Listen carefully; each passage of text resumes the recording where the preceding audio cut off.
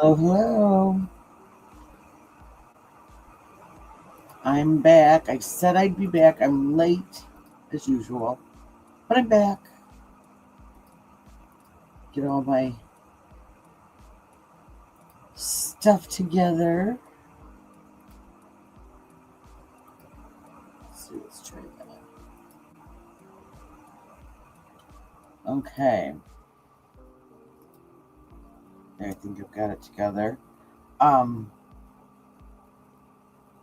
we are postponing the original plan for tonight, which was I had planned on we were going to go and do just a big overview of the case so far.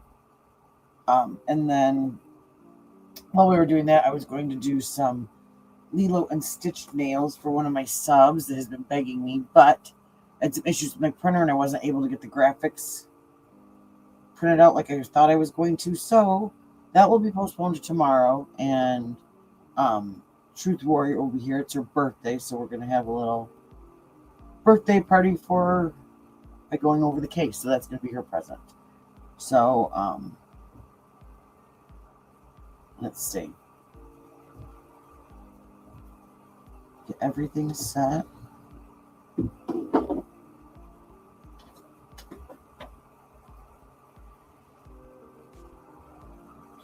Let's see.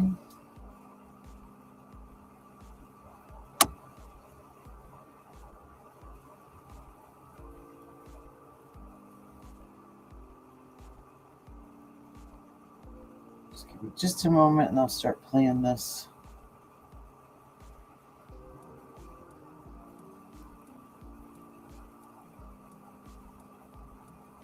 Start playing this guy.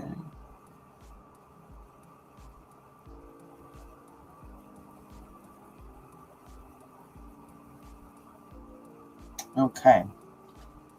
There we go. I think I got it going now. So, right when I was ending my last stream, we saw some, and I'm going to get to that. We saw some people taking a photo shoot out in front of the Guthrie's house, and just wow. I guess from what I've heard a couple different things, but I've heard that this girl is getting ready to start a true crime channel, and so I guess that's how she's going to start it, is by taking OnlyFans pictures out in front of the victim's house. So that's a little, yeah, wow. But I found this on the car. We were talking about the car that we all saw, so I thought we'll start out by playing this. And I don't know how late I'm going to be tonight, but I thought for some of the people that had asked earlier to kind of go just do a quick recap on everything, because everybody was Friday, everybody was at work, etc. So we'll start with this. There was some new footage that came out from neighbors that were a little over, I think they were like 2.5 miles away from Nancy Guthrie's house. So they were just about a half mile outside of that search radius where they were asking for camera footage and going around door to door. They said they had not seen any kind of law enforcement in 25 days. So I don't know. But they turned in that footage, I guess. And so, but they've seen this car, and what they've said is that they believe it's a Kia Soul. So here we can watch this and catch up a little. And just for anyone that's new, I do have to follow fair use, so I will be stopping and talking, etc., through this broadcast. So let's go. See Guthrie inside this speeding car. A Ring camera not far from her home captured this video the night of her kidnapping. The video comes as Savannah Guthrie posts a new plea on social media, vowing that her $1 million reward will be paid in cash. Was Nancy Guthrie in this car, caught on a Ring surveillance camera the night she was kidnapped? Video obtained by Fox Digital shows a dozen cars triggering the camera's motion detectors as they sped by in the hours after her abduction. But this one is getting intense attention. I'm actually really surprised at how many vehicles are going through that area that late at night. This is at, what did they say? It's like 8 minutes after, I think it's 2 2:36 is the timestamp when this white car goes by. So 8 minutes after the pacemaker disconnects from the device that was in her home. It was taken at 2:36 a.m. That's 48 minutes after the kidnapped suspect was caught on camera at Nancy's front door. It's also 8 minutes after her pacemaker disconnected from her cell phone, which is the moment she is thought to have been taken from her house. The Ring camera is located here, 2.5 miles from Nancy's home. The car is thought to be a Kia Soul based on its slanting roof. The Pima County Sheriff's Office says it is actively reviewing the new lead. So this is kind of scary if you think. Could they have had this from the very beginning if they'd just gone and gotten that camera footage? Would it have made a difference? But this is going to be, it's going to be interesting what comes out about this the next couple days. And today, Savannah Guthrie reposted a Today Show segment explaining how the $1 million reward can be claimed anonymously and in cash. No matter who you are, you can call the tip in, you can get the reward without anyone knowing. In her message today, Savannah added, "Please be the one that brings her home. Tips can be anonymous. Reward can be paid in cash." We are blowing on the embers of hope. She also And so that discounts whatever that person that was trying to get a hold of Harvey Levin wanted to be anonymous. Well, here you go. Now you have absolutely no excuse not to give the information that could possibly find this woman, right? No excuse now. Completely anonymous.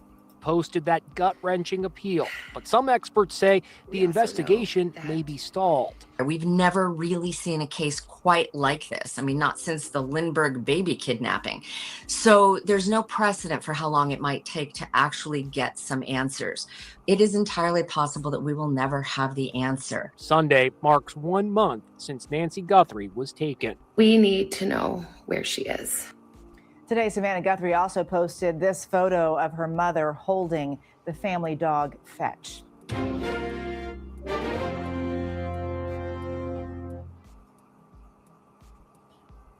Okay, so that was that little brown dog. That was the family dog. But yeah, so let me switch back over here. But I thought that was interesting. Just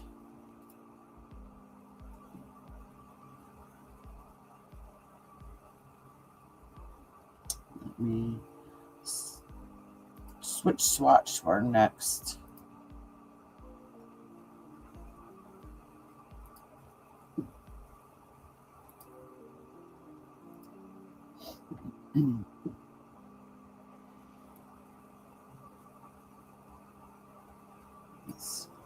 I was interested in this. This is through TMZ, but it is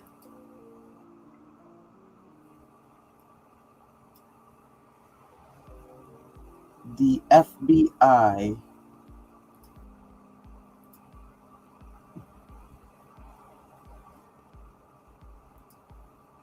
The FBI speaking out on the new video. Let's see if there's anything different in this that we haven't heard yet. There is some interesting information, not just about Nancy Guthrie, but about Savannah Guthrie. So there's been a lot of talk about how does she come back to the Today Show as long as things are unresolved. And the reality is, and our law enforcement sources are saying this, that this case could be unresolved for months, even years. Well, and that's a question. When do you, that's something else. Some people are really thinking that that's inappropriate for her to return back to work so soon. Others are saying, she's got to get some normalcy. She's got kids. I don't know if I could do it, but I mean, sometimes, all of us have to go back to work after something horrible's happened because you have to pay the bills. I mean, I don't think that they're probably strapped, but who knows? Before they find Nancy Guthrie. That is just a stark reality right now. The FBI does not have any solid leads. nor does the Pima County Sheriff's Office. They don't. And they are at a point now where this is becoming a cold case. So Savannah Guthrie acknowledged. Okay, this is the thing, though. I keep hearing cold case. But I follow a lot of cold cases. Cold cases are usually cases that are, the file is stuck in a drawer somewhere. They're no longer, it's open, but it's not actively being worked on. And I don't think I hope that that's not what's going on already. They said they've got thousands and thousands of tips. I mean, and, exactly. It hasn't even been a year yet. Exactly. And so my thought is it's just they've got all these tips, all these things that they have to sift through. And so what kind of updates do we want if there are no updates? I mean, it gets to be where everything is just getting, wash, rinse, repeat. And so what do? It doesn't necessarily mean it's cold. It just means that the things that they are doing are going through all these tips, trying to see if anything's viable, if anything's connected, if it's fact, if it's just rumor. There's so much online rumor going on that I can't imagine that task. That would just be horrendous. This in her last video, that it would take a miracle for her mom to be alive at this point. And there are realities to all of this. This is a very religious family. Nancy Guthrie was very religious. And, the closure of finding Nancy, whether she's alive or not, is something this family clearly needs. I mean, you see. Well, and that's just it. See, in my opinion, it doesn't follow the rules of what a cold case is. I think it's like a shock term that the media is using, to bring people in and to get people upset. Because if they're actively working on it behind the scenes, we might not see, they may not have anything physically to do anymore. They're still working. They're still detectives sitting there sifting through all of these things. There's, and we might not see it because there's a lot of stuff that just isn't any of our business. Because if we know, then the bad guys know, right? So, I mean, that's it. But that is what's going to happen, Modfather, is that, it will. If there's no updates, then what do you do? You can't just keep going. So you got to move on to something else and hope and wait. My playlist on here is full of cases that were going really strong, and then all of a sudden, it stopped. And you just have to wait and hope that there's updates. And I think that's what this is going to be. I don't think it's going to be a cold case yet, but I think it's going to be a quiet one. And I think that once they have, and maybe without all the media pressure or anything anymore, because there's nobody out there anymore. Maybe then it will quiet down as far as tips coming in. And, like I said, I mean, you have to remember, not everybody is calling in an actual factual tip. Some people are literally calling in that they had a dream, or that they were in the bathtub and they came up with this theory and they wanted the FBI to know. And then they're calling back 4 times the tip line because nobody called them back about their bathtub dream. So, I mean, oh, I do too, Suki. I do too. Exactly. Yeah, exactly. Exactly, Truth Warrior. And that's the problem, is most of the stuff is BS.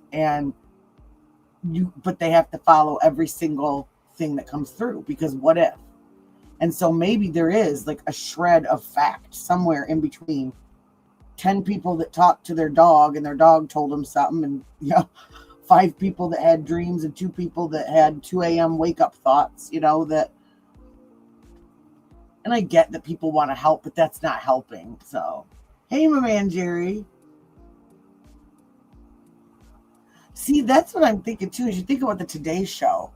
And it's not, you're supposed to be like perky, and I I wouldn't be able to do that. I know when I was a hairdresser and a nail tech for almost 30 years, 29 and a half. And when I was having a bad day, I was supposed to be the beam in someone's, the bright in someone's dark day. And it was hard. It was hard to do. I can't imagine being on TV and all that stuff. I mean, but that's how some people get through stuff, as they dive into their work and their family. And see this written all over Savannah's face, as she's spoken over the last month. And she's not getting that closure. And so the question, what does she do? Does she come back to the Today Show and just, as they say, put on a happy face and, kind of, push this to the side for 2 hours a day, or not? And if she decides to come back, when does she do that? And does she address it if she comes back? She's going to. And how do I get a job where I only have to work 2 hours a day and make more money in that day than most people make in a year? How do I do that? If anyone finds out, let's all figure it out together, and we'll all go do that together.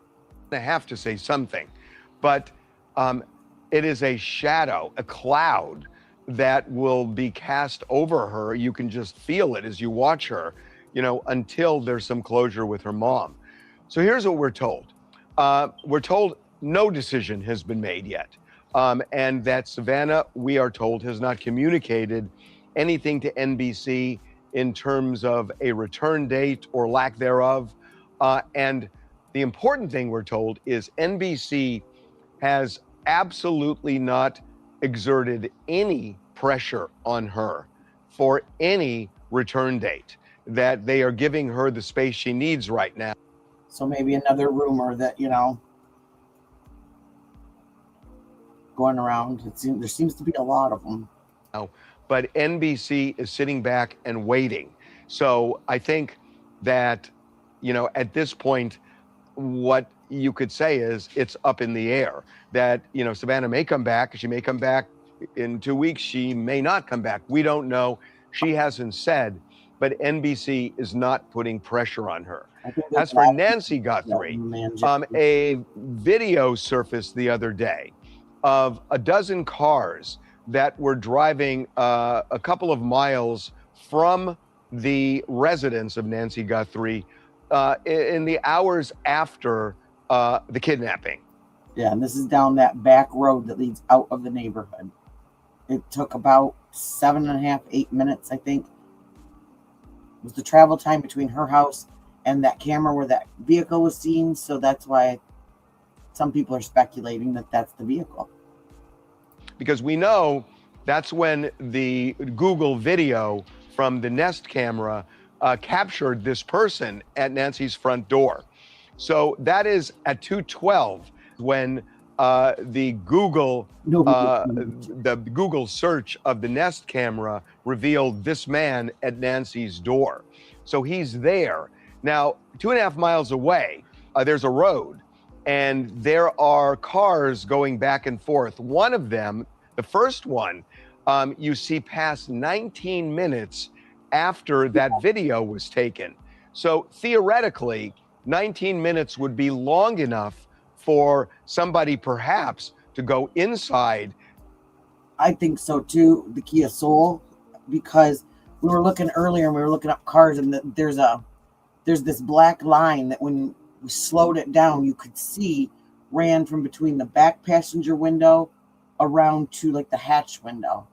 And it had, the Kia Soul had that exact same little piece of black like glass or trim that went back there.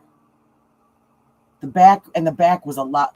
What, I know the Range Rovers have sort of that flat back, but this was like extreme flat.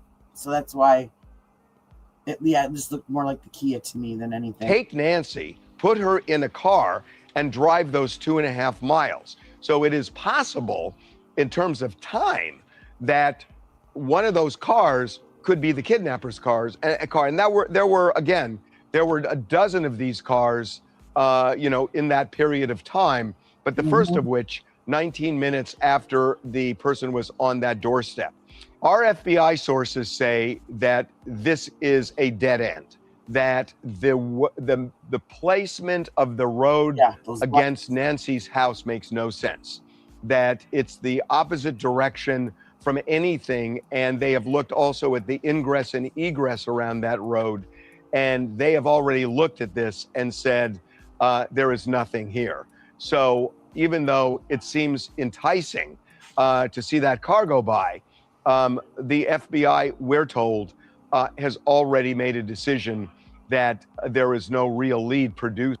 I don't know if I believe that, because the map that we looked at earlier showed that road leading right out to, like, you could get to the expressway right there and go anywhere. And exactly, go into Mexico. You could go to the border. It took what? It took JLR and Brian Etten like 40 minutes to get from her house to Nogales and to the border. That's where they were. Well, there's 12 cars. I think if I remember correctly, he said 12 cars going, but at 2 a.m. on that road, like, that's what I'd like to know too, is the rest of the cars. What time did they go through? Is this all? See, they're playing. I feel like they're playing like a game with these timestamps, because and maybe they don't have the timestamps too. I don't know, but well, they obviously do if they know that that was 2:36.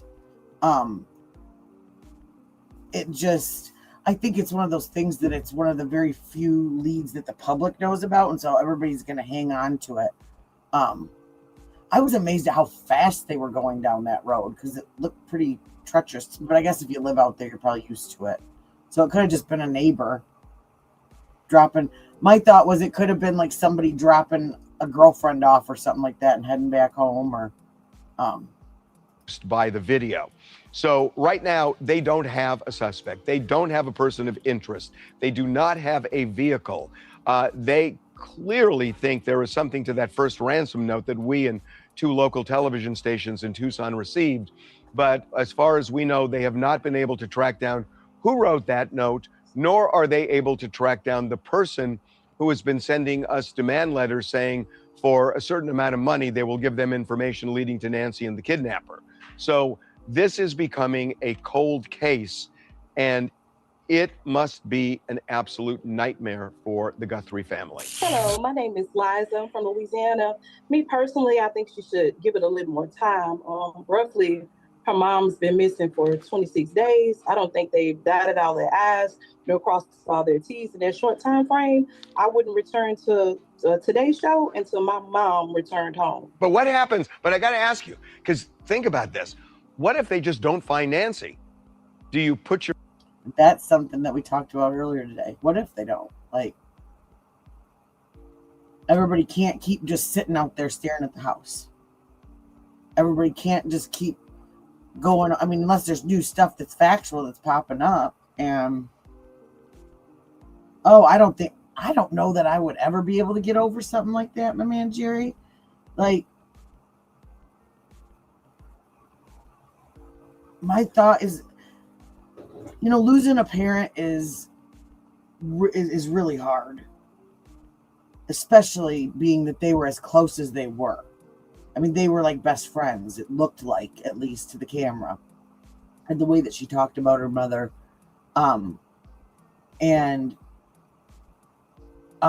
it being that it was something like this that's violent and scary too, and that you have no closure, you have no idea what she went through, you have no idea if she is, I mean, reality sets in, and the common sense part of our brains tells us she's probably not with us. Who knows when that happened, whether it was the first week, the first day, or whether it was yesterday, who knows. But chances are, with her health conditions, the way that they were described by the family, etc., she's probably not with us. I haven't seen that video. Kathy, can you tell me where to look for it, and I will look for it? I haven't. I've been off for about 5 hours, so And that's always seems to be when stuff pops up is the moment I'll be live for like 3-4 hours. And the moment I pop off is when, when everything happens or I decide it's time to go to bed. Your life in suspended animation. Absolutely. Absolutely. For how long? For 10 years? If that's how long it takes for my mom to come back, absolutely. But would your mom, I mean, look, God forbid, but would your mom want you to put your life on hold and basically mourn for 10 years and not be productive and not in any way try to become satisfied? No, you have to look at it from a different point. I would say no, she wouldn't want me to mourn for 10 years, but I would. Being the daughter, I would mourn for 10 years until my mom returns. Fair enough. We don't do what our mothers say, right? Let me find the next guy that I was gonna.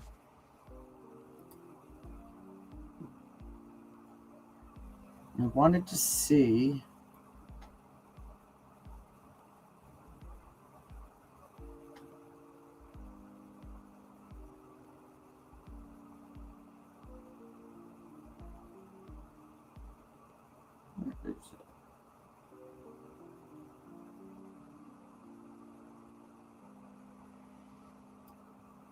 Oh. Here, this is, I wanted to hear that Maureen McConnell's take on this. I like her. Forgetting to go and find her podcast and subscribe to it.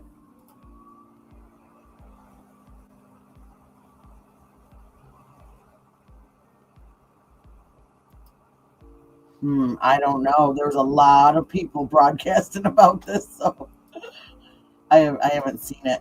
I'll look for it though through my travels. Okay, this is Megyn Kelly, so we're gonna do the stoppy starty thing again, you know.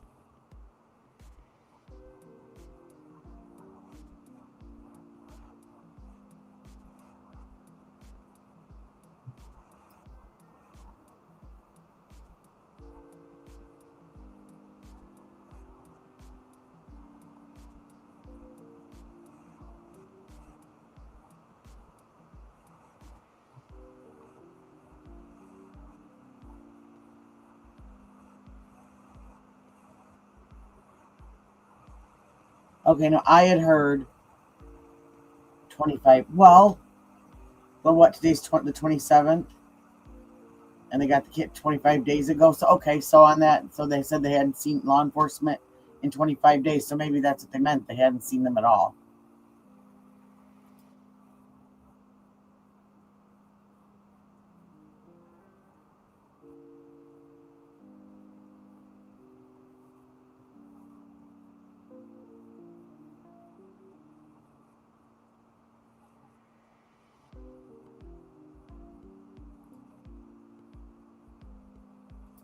Yes. So the comforter. Yes. There is a picture of a sliding glass door with a pretty blue rug and a comforter on the floor on it. And so I was watching Mel before I got on here, and he was interviewing this guy. His name's Chris Roach. Now I've read different things, and there's a lot of people that say don't listen to him, don't trust him, whatever. I don't know who he is. Never watched him. But one of the things that he pointed out, and this was something that we were talking about not last night, but the night before. When they said that a back door was left open and stop what, David? You stop. That we don't know what door it was. Well, if you go off to that left side of that front door, there's like a little patio that's bricked in. It's closed in. And it doesn't look like you can get to it from the outside. And there was a couple people tonight in Mel's chat that said that that's her bedroom. and that little patio had it, and you could see it, sliding glass door. And she would go out there often and read books and sit and, have tea, whatever.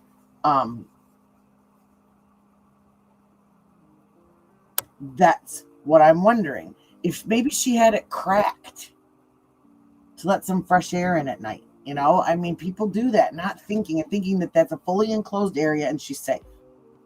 Everybody's saying maybe Tommaso left this open. Maybe not. Maybe she went out there earlier that day, forgot to lock it, because it isn't a door that's accessible really to the outside.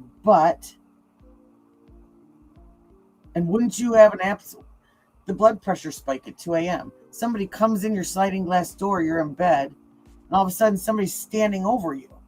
She had hearing aids, which, nobody wears their hearing aids to go to bed, right? Most people that I know don't. And so, and patio doors, those sliding doors are almost silent.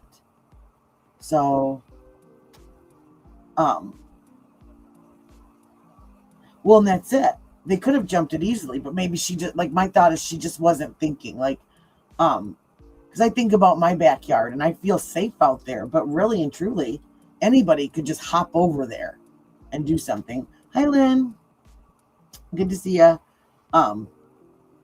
So that's what I'm wondering. Is that the, what do you call it?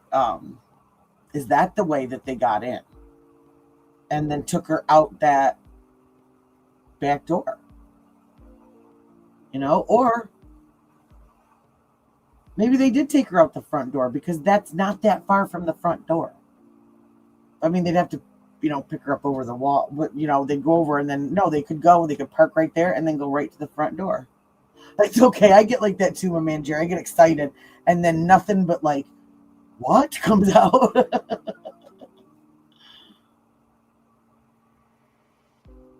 Exactly.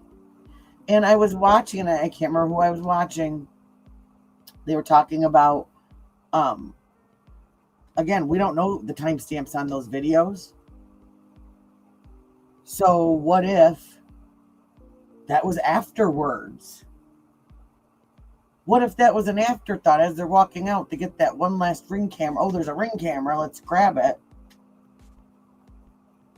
And she was already in a vehicle somewhere off to the side where we couldn't see. I mean, oh, hey, I'm not a great typer either, my man, Jerry. Let me tell you, not at all. And I forgot again to add this to the stage, so I just kept yapping. But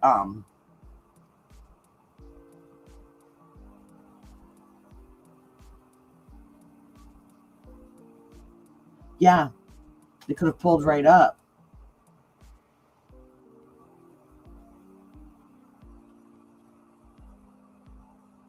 Well, see, that's one of those things. There's nothing that's just a rumor. They have not said anything about any bedding, any DNA on any bedding. That was something that I watched earlier and I saw it be debunked quite a few times. Yeah, there's nothing about bedding, about DNA, anything like that. There's only been said that there was blood along with another contributing DNA in the house. So we don't know what that came from. A theory that someone said on a X page, and it kind of gradually throughout the last couple days became internet fact. And so that's not something that has been let out. But I do wonder if she fought, and I wonder if that's where we've got these two areas of blood, and the stuff outside looks like drops. So did they, maybe somebody punched her or something, that, from the mouth and the nose is what I believe that Maureen McConnell had said is what it looked like to her. And so if they're carrying her out and she coughs or spits or whatever, that could very likely be how that got there. it's just. Leads out of Guthrie's neighborhood, avoiding major intersections, and they live about 2.5 miles away from the crime scene, which is outside the 2-mile radius of neighbors who received a ring alert asking for video taken from Jan 1 to Feb 2. So the concentric circle drawn by law enforcement did not include this house, but this couple nonetheless checked their ring camera and found something they think may be of relevance. And that's what's going to be a bummer, is seriously, if this ends up being where she is, where they find the answer to their question, like,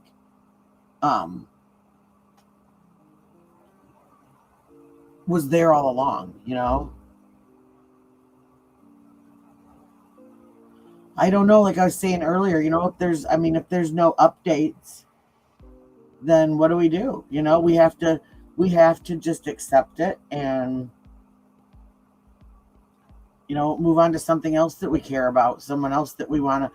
Everybody keeps saying that not enough, that, you know, it would be nice if other missing people and other cold cases got this much attention. So that's what I believe, is then we find something that needs attention and we go over that. I've got a million cases that I started and didn't have any updates for and had to move on. And some of them are starting to come in with updates, so that's going to be interesting. Well, that's it. Nobody. You're absolutely right. Nobody knows anything. It's all just really and truly, what are the facts? We know, and we don't even know if they're actual facts, right? They're what we were told. So she went missing, right? Sometime around 2:28 a.m. We don't know how they got in there. We don't know how they got out of there.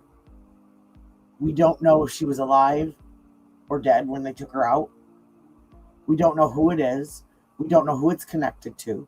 We don't know if it's random. We don't know if it's targeted. We know that they didn't take her purse, her phone, her medical device phone, or her keys. We really don't know if they took meds or not, because they just kept reiterating how important these meds were to her, but they never specifically said that they were left there. But see, that's just it, Kathy. They absolutely could have pulled the bedding and bagged it.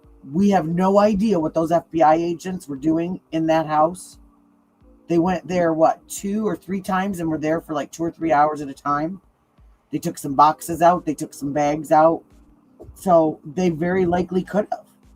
And, you know, sometimes some of the rumors are threaded with truth, because things happen and people leak stuff. And so, and that's one of the biggest questions, is there was 40 some minutes that they had inside that house. What was going on? Did they think there was something of value in there and they were trying to find it and it wasn't there? Did they think that she had cash on hand and she didn't? Was this targeted and they were explaining to her what was going to happen and getting her ready to leave? Was that blood because she was hurt, or was it because she was on blood thinners and she got a bloody nose or something like that? That happens very easily. Like, there's just so much that we don't know. And between the sheriff and the FBI, it keeps just going round and round and back and forth and back and forth and back and forth. So it's so hard to know what's going on. And I feel like all we can really do. See, I do too. That was one of the things too, is I thought, oh my gosh, I hope these guys aren't, like, they're obviously sickos, but like, you know, really sickos. Like, oh, that would just be, but you can't count anything out, because anybody that's going to do this to somebody doesn't have boundaries, right? And it's it makes you sick, especially, like I've said before, if you have an older person that you love or take care of, like, boy, Their house, writes Fox, is roughly a 7-minute drive from Guthrie's address, as I mentioned in the intro. One of their videos was recorded around 2:36 a.m., which is roughly 8 minutes after Guthrie's pacemaker last synced with her iPhone. So the timing would work. Yes. Danielle said the number of cars passing that night was not unusual, but she and a friend found it odd that no one from law enforcement had visited the neighborhood. The route itself had been flagged to Fox News Digital by another neighbor who said she also saw a suspicious man walking in the area on Feb 2, which would have been Monday, around the corner from what appeared to be an abandoned car. And then we have that weirdo walking around, what was it, last night? Not walking around, excuse me, driving around. I guess that I'm going to find that video like 100 times. He drove around the house, had Nancy's picture on his phone. I mean, that's unsettling. Finally, she says she described that man as 5'9" tall, Hispanic with a close trimmed beard and wearing a silver bracelet, smoking a cigarette. And then this is actually the final point. Another unidentified man was spotted in mid-January, according to a different neighbor who did not have your typical walking gear on. He had his hat pulled really far down over his eyes. He was just walking in the neighborhood near an intersection leading to Guthrie's home, and hadn't encountered him before or after. Kind of younger, just didn't look like he was going out for a walk. She thought he was suspicious. Now we get the TMZ report today. Yes, he was drunk and he had been smoking the ganja. They said he smelled heavily of it. So he was a happy boy. In fact, in the video, he's sitting there. And I wonder if there's some other stuff going on too, maybe, because he was like laughing, and I wouldn't be laughing if I was getting a sobriety check on the side of the road, but maybe he's trying to play it off, or, but they released his name, but I can't remember what it is. But Brian entered and said I'll find the short. I think I've got it in my history. Oh, excuse me. He said he had driven around like 100 times. Saying our FBI source has looked at the video and says it's a dead end. The area where the cars are driving, as well as the ingress and egress, has led the agency to the conclusion the cars have no association with the kidnapping. And yet, Fox had reported that this house, the Strategolius house, is on a back road that leads out of Guthrie's neighborhood, avoiding major intersections, and talking about how this is her neighborhood. That's the neighbors themselves say this is her neighborhood. And I feel like the neighbors of all people would know very well if there was an ingress and egress out by their home from Nancy's neighborhood. I don't know. I'm not sure about TMZ. And see, that's just exactly it. TMZ, I feel almost as TMZ is running interference for somebody. And they were the ones that changed the timeline. About a week and a half ago, 2 weeks ago, they changed the timeline. And then never said another thing about it. They kind of just insert these little plot twists here and there, here and there. And I mean, they are a pop culture channel, they're not, this is weird, they're not normally about stories like this. I mean, maybe because Savannah was on the Today Show, but I don't trust that there's something weird with the whole TMZ, Harvey. And you tell me whether we should be discounting the Strategolius's new lead so quickly. Well, there's a lot there. But first of all, if in fact the FBI is discounting this vehicle or these vehicles. And I just want to say that this is literally my favorite FBI agent ever in the whole wide world. This is my FBI crush. So I just want to put that out there. That drove down that Camino Real, then it's definitely for just a couple of reasons. Number one, They threw up a geofence on that area for that night, and all the cars there were telegraphing different information via cell phone or their or just their vehicle, and they were able to get with those people and, find out where they were coming from or going to. Wait, it can't be that, because the Strateguliuses say no one came to see them since Nancy disappeared. So the FBI certainly hadn't ruled them out. No. They hadn't seen this and ruled it out prior to this because no one had come to see them. Right. Well, the first ransom note was definitely a hoax. That guy was arrested and charged. He was from California. The second set of ransom notes kept getting continuously worse. And then Harvey came on TMZ and said, I'm no longer going to read these out loud. And he seemed kind of weird and shaken, and he was acting odd. So he was no longer going to give the attention to the ransom notes. Okay. But then the very next day, he came out and announced that someone had contacted them saying that they knew who the kidnappers, plural, were, that he had seen them with Nancy south of the border, and that when he saw them, he was told to keep his mouth shut. And that's the one that kept doing all the weird stuff, that wanted the Bitcoin, but it wasn't Bitcoin, it was something else. And he wanted it like 50,000 now, 50,000 later. And so we've not heard anything about those, the second set of ransom notes that I believe there was 3 notes in total for that one. They haven't said a word. They just disappeared. And then Savannah came out, because they first came out and said we're willing to pay. Then the third note showed up, I believe. And then Harvey said he wasn't going to read them anymore. And then you have the person coming out that very next day saying that they knew who did it. But now we have this new statement where she wants to give $1 million just to find her, that they don't know where she is. And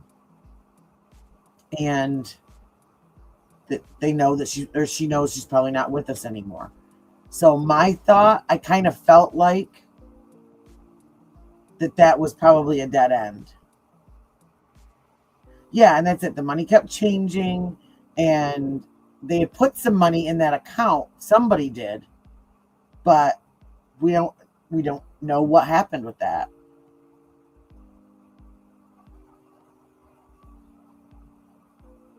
My man Jerry, I don't blame you at all. I don't blame you at all. And that's if you have to do that, I totally get it. You can't sacrifice yourself for someone, like that. And well, and that's it, I get it. I totally get it. But, and like I said, that's something that I've been thinking about, is that even though I don't think this is a cold case, I think it's just quiet. I think it's going to come down to, it's just going to be moving on to some other cases that I think are important for people to know about, and figuring out, what you guys want to see. What do you want to go over?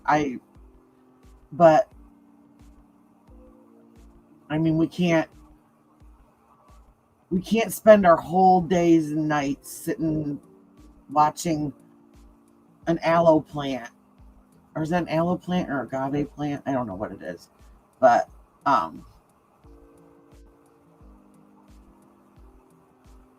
don't know. I don't think he's in on the kidnapping, but I think he's on a major mission to to kind of clean up what his county looks like. He doesn't want people to think that it's dangerous. He doesn't want people to think that they can't handle this. You're safe under my watch. You're this, you're that. I think it's very political, ego and image driven for him. That's what I think that this is. I don't think that he's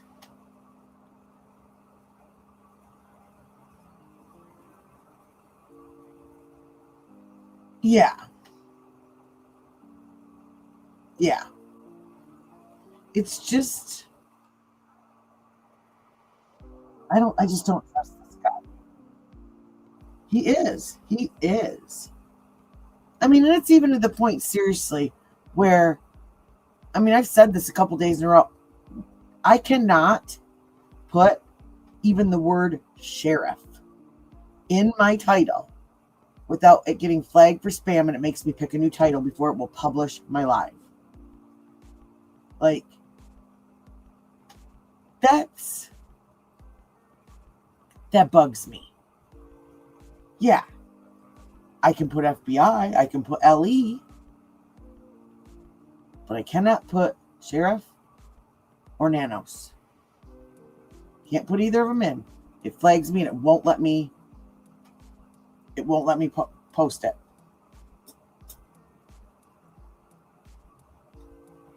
Now, are you kidding me?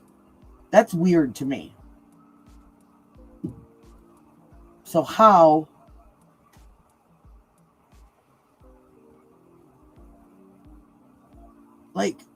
is there that much pull that you could get a platform to block your name? I mean,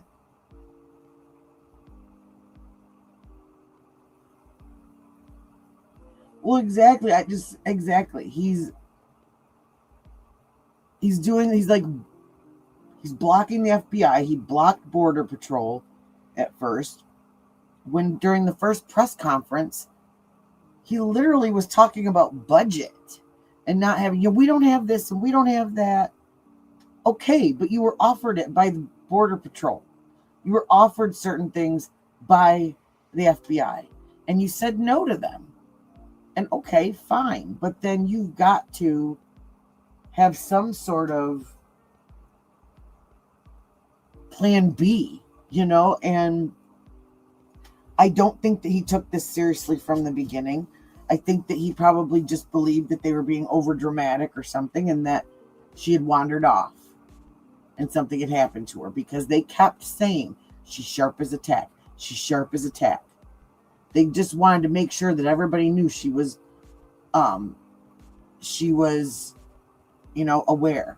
Yeah, the first 24 hours, and then it kept getting back and forth. 3 times, I think. They released it, closed it, released it, closed it.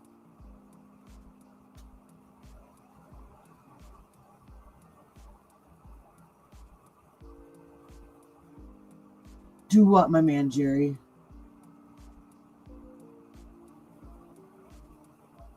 Well, and that's, yeah, exactly. Exactly, Truth Warrior. It's like a pouty little boy. Fine. I do think he's just self-absorbed, and the things that he's done that have come out about the way that he treated his female officers and how he used his higher up female officers to intimidate them, and putting people on leave right before an election that they're up against him. Putting one of his best senior detectives, demoting him down to a tip line because he was mad at him because they got in an argument. That's not management. And when you're a sheriff, that's what you basically are, is a big manager.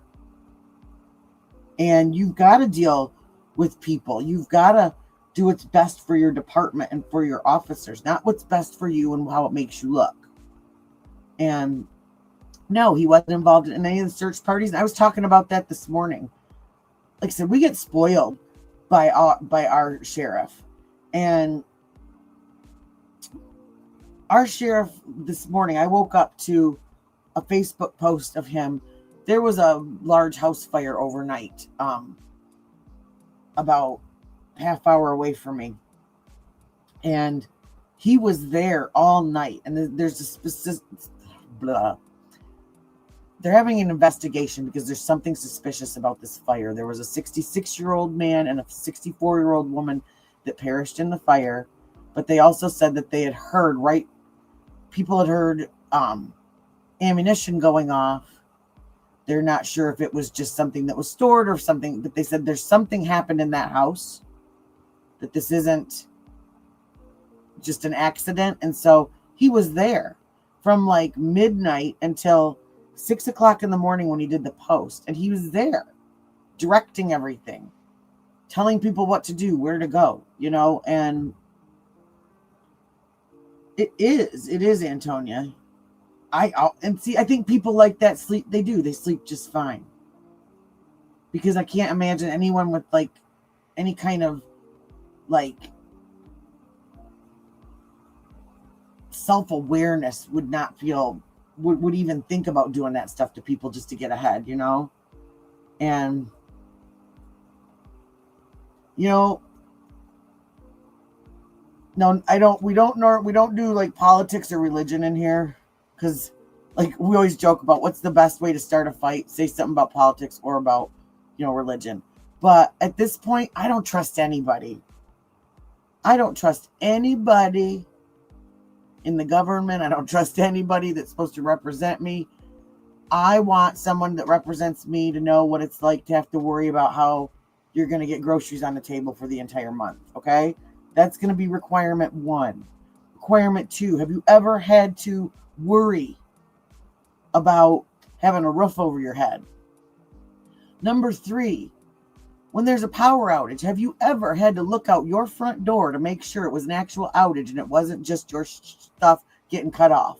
Okay? Like, that's the person I want to represent me. Like, I want people to know what it's like to have to decide that they're having grilled cheese for 3 days that week because the water bill's due. So, real people. I don't trust anybody anymore. Well, see, I squirreled and I forgot to play this again. So here we go. And also, there was a report after this by Fox that the FBI was seen going to visit the Strategouliuses after the Fox News report. But I mean, right. So I guess overnight, they may have ruled it out between like the time the Fox News digital report hit yesterday evening and the time the TMZ report hit this morning. But they definitely hadn't ruled this out prior to yesterday evening. Right. Here's what I'm saying. Well, I think it came out yesterday mid-afternoon. But did they rule it out, or did Harvey just write another letter when he went home that night? Because that's what I'm starting to wonder. What's that email that everybody gets that's supposed to be like, so you can't, it starts with a V or something like that, and people use it so they can't be traced. Oh, I can't remember what it's called. So just FYI, I don't have one. So if you get an email from me, it's from me.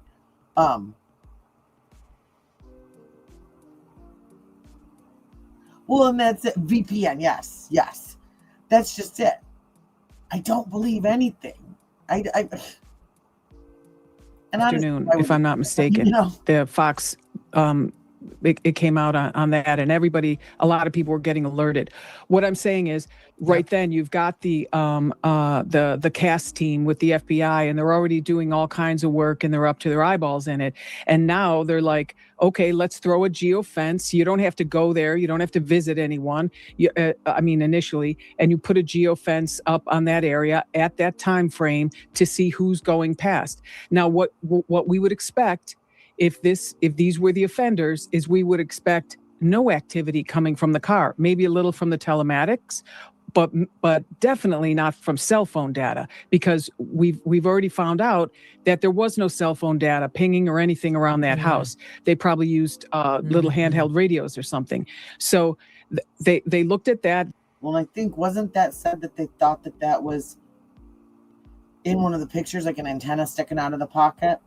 I couldn't see it, but I heard several of like the quote unquote experts say it.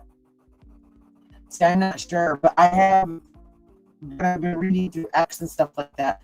There is a big call for his outing. People are not happy. And that's the thing.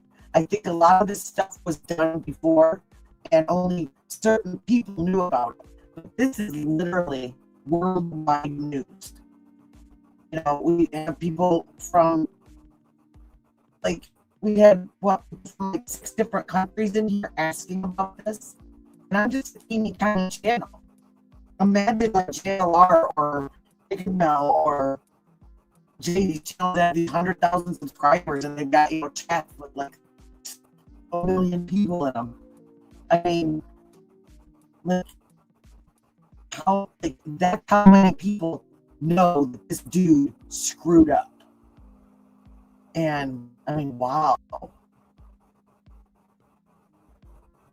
I mean, it's bad enough for people not to like you just on YouTube, but this is like everywhere. They found out who those people were. They could have dispatched agents to those houses last night at midnight, for all we know, and they could have followed their phones wherever they went, all the way to a. But Dad's Gone Live would have caught it if they'd gone at midnight because he's rolling around. Isn't that his name? Dad Gone Live, I think it's his name. An investigative end, so to speak. So they could have done a lot of work last night, and it wouldn't be the first time a police officer or an FBI agent showed up at your door in the middle of the night because they probably wanted to really hammer this down. We don't know that happened. We don't know that would have.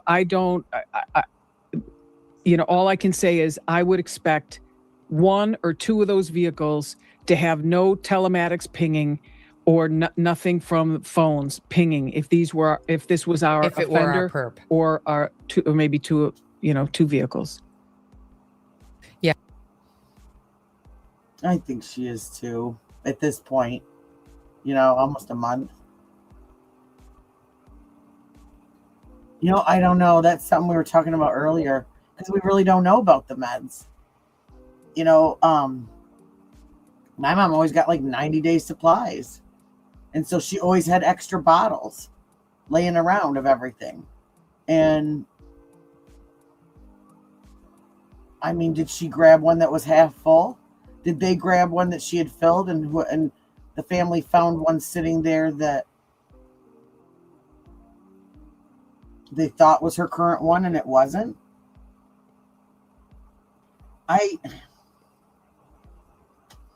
And I guess, that's the thing is if the theory is that it's somebody who's an amateur, then unless she spoke up and said, let me grab my meds, or was able to say that even, because we don't know.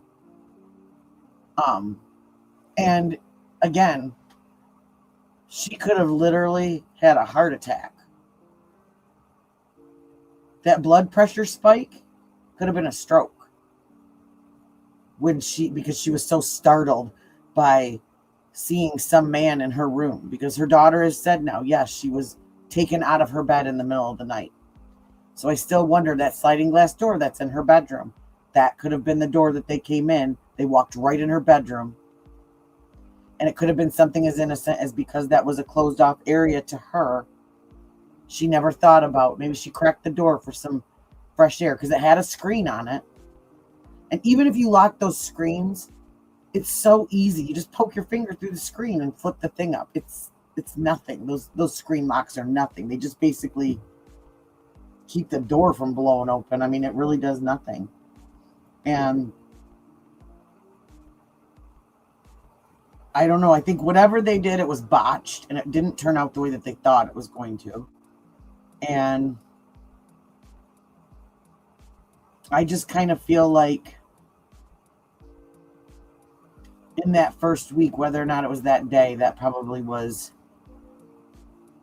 especially if she didn't have her meds, because if they weren't gentle with her, she was obviously bleeding when she left the house, or had been bleeding at some point when she was in the house.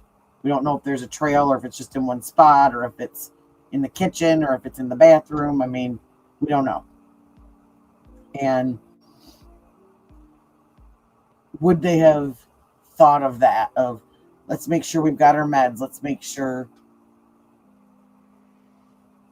would they have even known that she needed meds? Like I said, if she wasn't able to say, or if she'd even, because I can't even think that I would even think of that if somebody was taking me out in the middle of the night, you know? Yeah, the follow-up reporting, Fitz, from Fox was, per Michael Ruiz, Pima County detectives arrived at the home of the Strataguliases yesterday on Camino Real, where the new Ring video was taken. So it does appear that in response to the Fox News digital report, they went there and they spoke with this couple. And then by this morning, not the Pima County Sheriff's detectives, but the FBI, which has been somehow Harvey's source in this whole thing, is saying it's a dead end. He puts it as quote, "It is a dead end. The area where the cars are driving, as well as the ingress and egress, has led the agency to the conclusion that the cars have no association with the kidnapping." Well, Maureen did an eloquent job of explaining the cell tower markers and what's coming out of the car and all those type of things. But I think all of us rely on what's worked for us in the past and investigations and the technology of. And I'm just going to say this too. Them turning off digital devices and things like that. Let's say they did it in the car. Let's say they turned off their phones. They didn't have their iWatches on, iRings, whatever. Like, some of us are saying, you know, like, how can it not have a digital signal? Blah, blah, blah. How would they, if they are, they'd have to be professionals if they knew to turn all that off. They don't have to be professionals. They just have to be young and be aware of technology. My son is 16 and he knows how to turn the airplane mode off, turn do not disturb, all this stuff. I mean, I have to have him do that to my phone. I have to ask him, why do I need to do certain things to my phone? Hi, Diane. So again, and kids don't want to be caught. And I'm not saying kids, like, I'm almost 50. So I mean, by kids, I mean like in their 20s, you know, that would just be automatic. And if they watch TV and they see things like Brian Kohlberger, who turned his phone off from Washington to Moscow, and good to see you too, hon. You know, they know. I mean, they're watching, everybody watches the same stuff, you know, pretty much. Of course, maybe DNA, if we're lucky, will ultimately perhaps help solve this case. But I also, in earlier cases I worked, my police career, as well as even FBI New York and later as a profiler, reaching out to the public is always an interesting way to sort of narrow the suspect pool. And it's certainly in a situation like this. And I would like to see, perhaps on the part of the Sheriff's Department, the FBI, to put something out there like, all right, everybody, we all know about this crime that occurred, when it occurred, where. Can we ask for anybody who was driving in that area, if you're in the range of the internet, which of course everyone is what's going to be posted, and you were out there driving, could you contact us and let us know? And just maybe you saw something. You're not a suspect. Well, exactly. Maybe they passed somebody on the road and they didn't realize that they saw something until they said, hey, did you see another car? Were you down? Maybe they drove past her home the exact moment that these people were pulling out of the driveway or pulling off of wherever they were at and never thought a thing about it. You know, I mean, that happened to my ex-husband and I. We were broke, and so we'd go driving around listening to the ball game at night on the back roads. And we got pulled over one night by the state police, and they pulled us over because they had a rash of break-ins around. And we told them, we were honest, you know, we said we'd just drive around, listen to the ball game, and, you know, go home, because he used to work till like 11 o'clock at night. So we'd do that real quick. And then they asked us, they said, well, if you guys ride around out here, he gave us his card. He said, if you see anything, you see something odd, you see anything that just makes you think, give me a call, because we're trying to solve these burglaries. We got let go because we were fine, but they do enlist the help of people sometimes.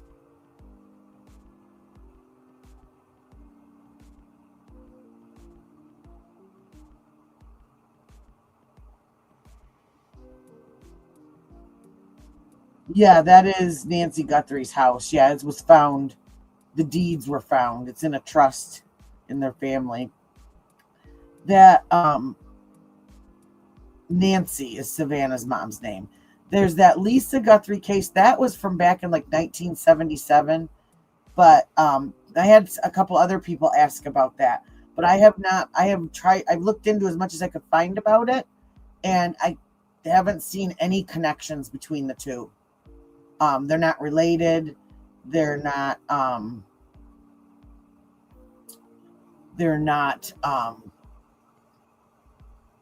And the two cases aren't similar. So yeah, as far as we know, there is no connection between Lisa Guthrie but Nancy Guthrie is the mother that's missing. That's the thing. I was talking to somebody else in here about that. What happened is when this first happened, you could go in and you could type in their names, everything. You could find everything about them. It's all public record. But as this story got going and more media picked it up and more, what happens is that information gets put on page like 10, and you have to sift through hundreds and hundreds of articles before you can get back to any of those websites, those public information websites that, like on day 1 or day 2, were instantly popping up their stuff. It says right on the deed. There was someone else that wanted me to look it up. I looked it up again. It was on what was the name of the website now? I screenshotted it on my phone. But it shows that the home is in a trust. And because it's in a trust, you will not, it's not public information, because it becomes private information until the person that started the trust or that signed over the trust passes away and the house is officially given to whoever the beneficiary is of that trust. So we won't know, but it showed, you could see it, and you could see the deed of when she bought it, what she paid for it.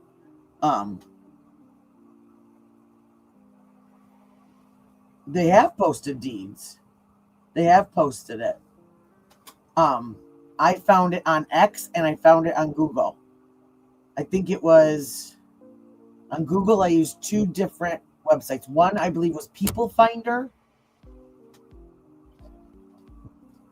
And the other one was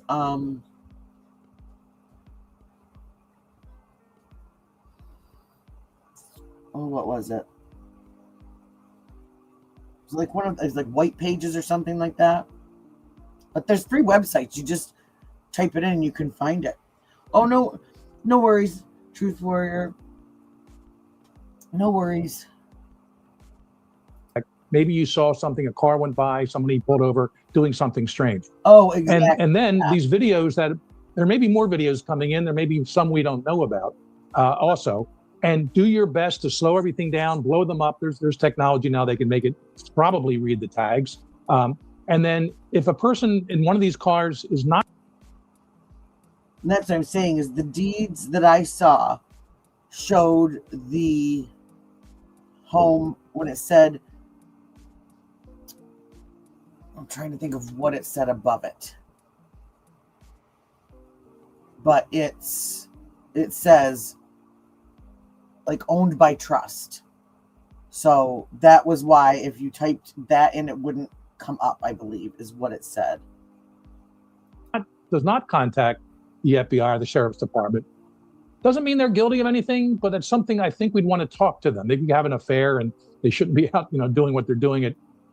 No, it's actually not illegal, because I'm going through that right now. And everything's different by state. You have to remember that with estates and probate and all of that stuff. And yes, that's another good, the tax assessors, because it'll tell you everything about the house. I don't have any of that stuff right now. You can look it up for yourself.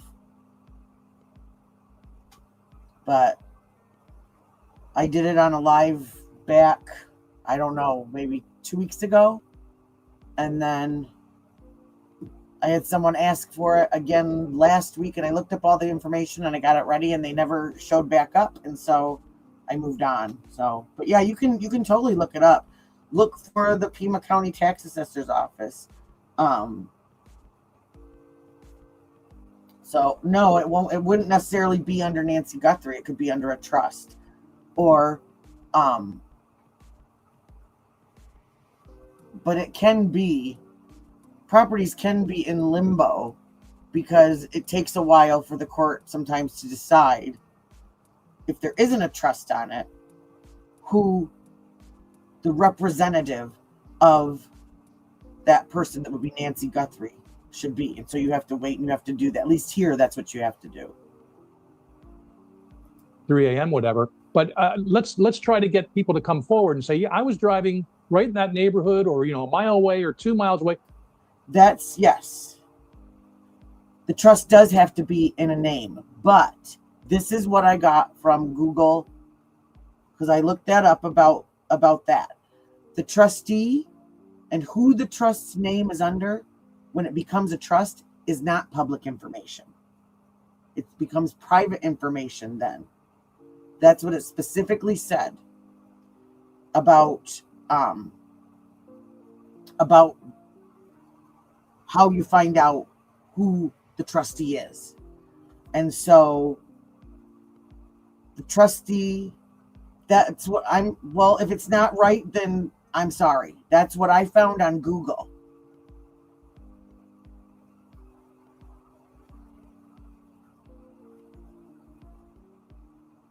Yeah. So, I mean, that's all I can do. I don't have like FBI clearance to find out any of this stuff. Oh, I thought you said, because you said, no, it's not right. Yeah. Yeah. Yeah. So that's I think where they are. And so that's what I'm wondering is, if, what do you call it? That's what I think was probably happening too, because I think that when someone was talking about, and I have only seen one document. Oh, you're okay. No worries. I've only seen one document that showed a power of attorney, and it was being displayed as being Tommaso being Nancy's power of attorney. But how I read the paperwork was that it was Annie signing for Tommaso's power of attorney because they were buying the house. And so I haven't been able to prove if that was real or not.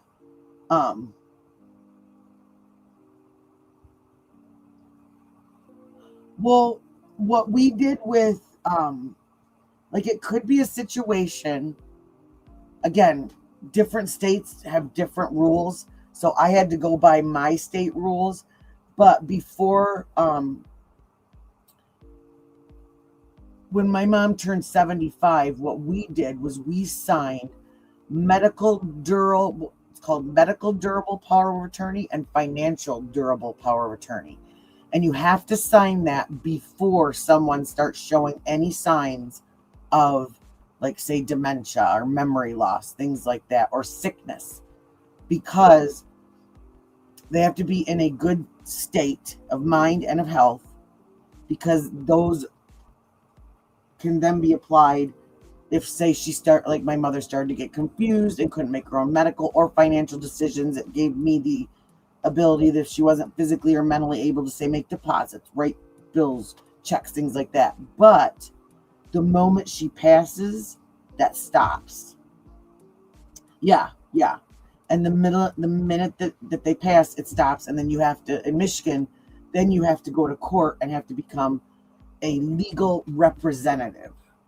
And even though, like, I'm an only child, there's nobody else, but I still had to go to court and do that and refile all of that stuff. It's giant pain, and it takes months and months and months and months and months. And no, exactly. Yeah, exactly.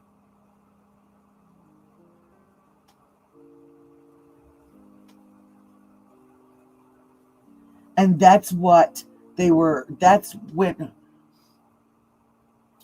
what Google was explaining to me. Like I said, this is just Google.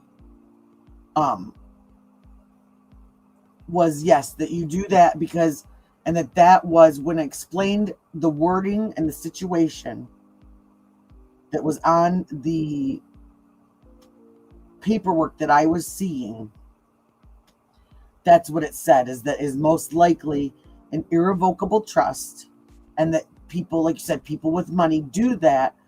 It eliminates probate, it eliminates taxes on certain things, and that's what I wonder too. Were they in the middle of that? And I mean, maybe that's what caused some of this, because people get angry when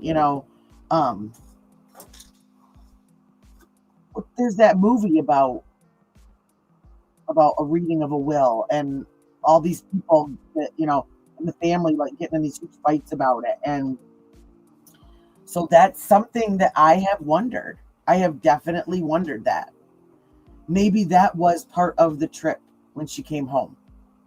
Get everybody together, I'm going to be home, let's figure this stuff out. And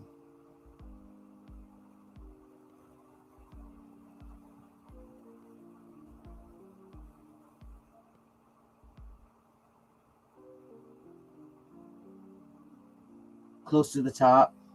Well, somebody was wondering too. Yeah, and I felt, like I said, I found them that first week because we were trying to figure out where is this,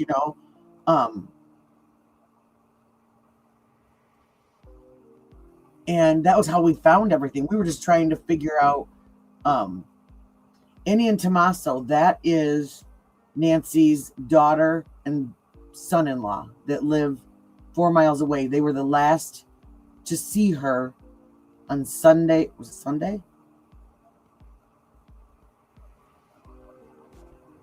Yeah, they were the last to see her, and one or both of them dropped her off at like 9:48. I think that was the timeline.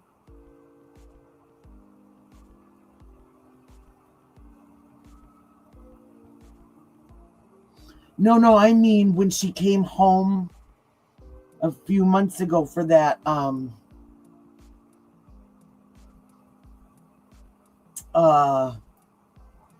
throat surgery, her homecoming. When was that?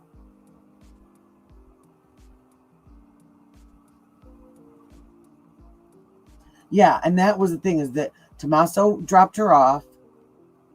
Yeah, the homecoming special. And that honestly could have been the moment that somebody, so right before this, was that the moment that somebody was like, that snotty happy woman, somebody, it could have been, you just don't know.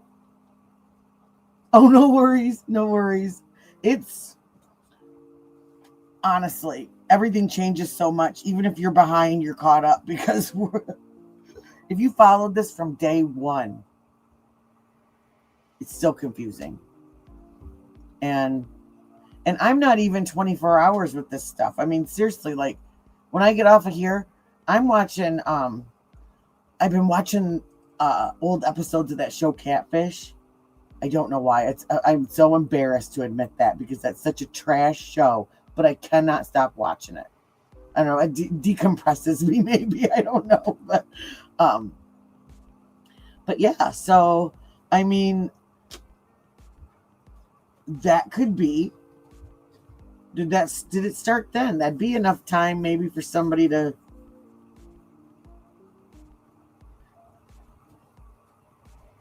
yeah, go ahead. Yeah, please do.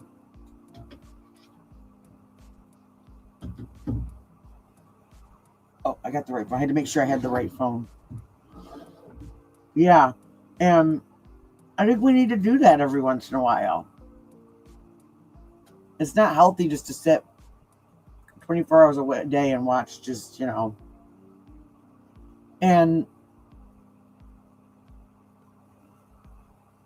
well, that's something that nobody knows. Well, at least we don't know. I really do think the FBI knows a lot more than they're saying. I mean, I think that's a given, I I just wonder what other cameras caught something. Maybe something that they're holding close because they have somebody that they're looking at, or if and when they find somebody, this is like their, you know, their kryptonite, basically. Their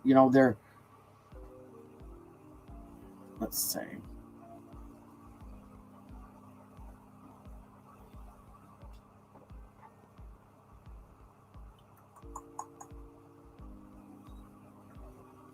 Okay, give me one sec. Just have to do some transferring.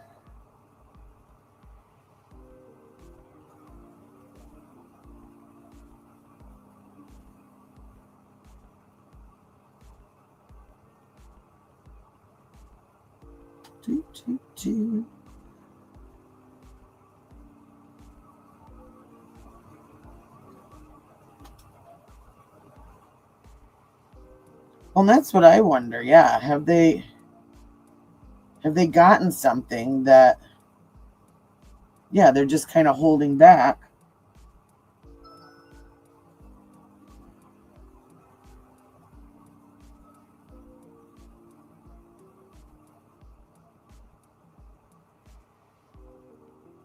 Oh, Gary the Snail. Listen, I like Gary the Snail. Don't ruin it for me. I hope you're not coming in here to be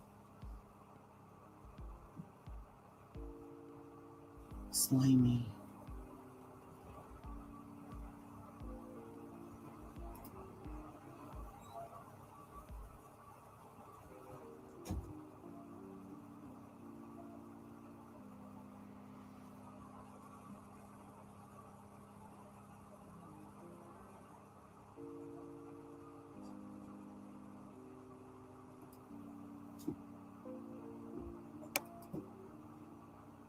Hold, please.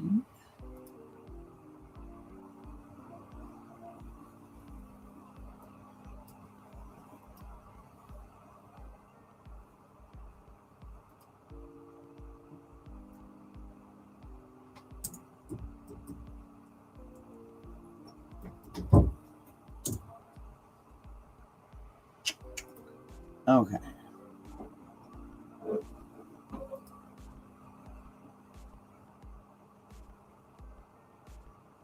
Peace out, Gary the Snail.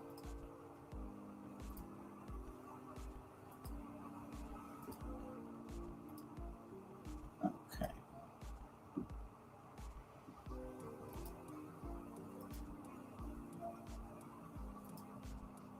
So this. Let me just do this. Put you over here.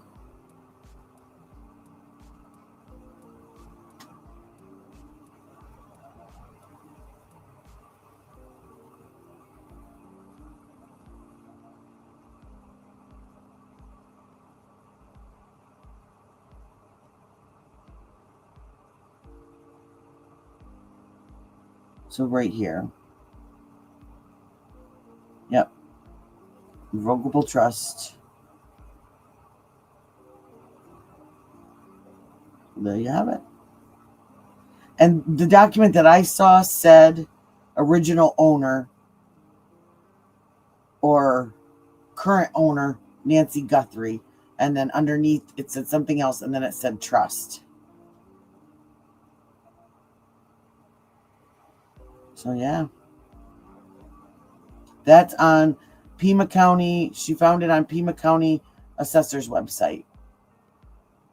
So that's all public information, that you can, but that's what I'm saying is it's hard to find that stuff unless you know exactly where to look.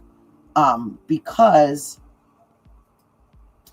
things get so shoved to the bottom. So hold your horses, Amber. But that's why it's probably hard to find that stuff. So, because like I said, everything just gets shoved right down to the bottom.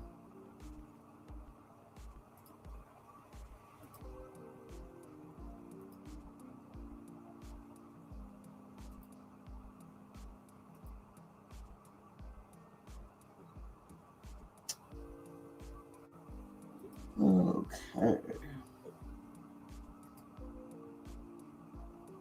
If you're when you're in some of these back roads that you described, Megan, I don't know the area well, but I'm looking at the map. This is not a wrong turn you've made. You're there for a reason. You know where you're going, most likely. And clearly the person who took Nancy knew where he was absolutely. going. And just put out there, hey, anyone who's driving, between 1 a.m. and 3, they can make it anytime they want. Can you just contact us and let us know? And if they do identify some cars, tags, ownership, etc., and that person didn't call, that doesn't mean they're guilty, but at least move them up a few notches on the suspect list, and let's do some more follow-up with them. That's how I would go about this. They may have already, they haven't done the posting as far as if you were driving around, let us know. International disputes, inflation, rising. Yeah, and that's one of the most accurate information that you get is you get it right from their county. Because some of like the People Finder websites and things like that, you have to dig. Because there was one website that I found. I need to check something really quickly. There was one website that I found that was like a People Finder website, and it talked about that she was vice president of Arizona University. But then when I did more research and I read further, she was let's see, is this still up? I'm going to check and see if this is still up.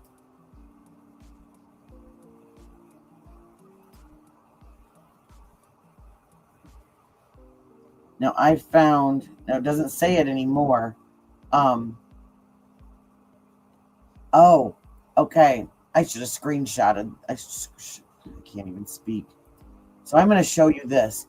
Now, when I looked this up, and I think I spoke about it in one of my lives, this is the Wiki, the Wikipedia. When I was looking it up last week for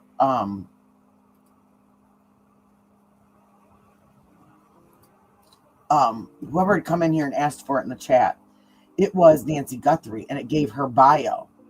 And up in the corner, right above where it says appearance, there was this little note that said that it was being reviewed for redaction and deletion upon request. And I thought that was weird. And now it shows, which it's not showing you. What it did was, well, you can see here, this top line, Nancy Guthrie redirects here. And so it redirected me when I put in the Wiki of Nancy Guthrie. It now gives me the disappearance of her. And so it is just telling the story of her without any of her bio details. Here's some of them, but it doesn't have the lists. It's not. So I wonder if it's been redacted, edited. So it tells how her husband. Yeah. It doesn't say anything about her job. It told about her job at Arizona University and why she worked there, that she worked there to be able to put her kids through college. And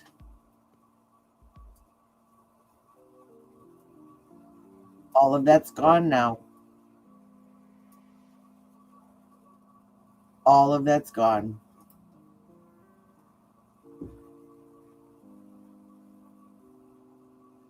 Well, I know that like anyone can publicly request to edit something on Wiki. But usually I thought it was more of because of fact finding. Like, so you find something, you debunk something that it says about somebody, or information that's incorrect, whatever, and it can be changed that way. But this is like they literally took out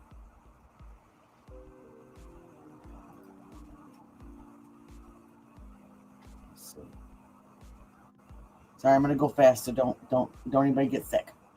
So yeah, her background. You can apply for edits, but I believe they have to be approved. Yeah, Nancy Ellen Long was born on January 27th, 1942 in Fort Wright, Kentucky, United States. She has lived in the Tucson area for more than 5 decades. Having moved there with her family in the early 1970s, she was married to Charles Guthrie until his death at age 49 on a mining exploration trip in Mexico in 1988. She has 3 children, Savannah, Annie, and Cameron. According to family members, Guthrie is mentally sharp, here we go again, and independent. And she lives alone in her home in the Catalina foothills. At age 84, she has limited mobility and requires daily medication for a chronic condition. She's active in her community and is a regular churchgoer. That's it. That's it. Yeah, right after her birthday.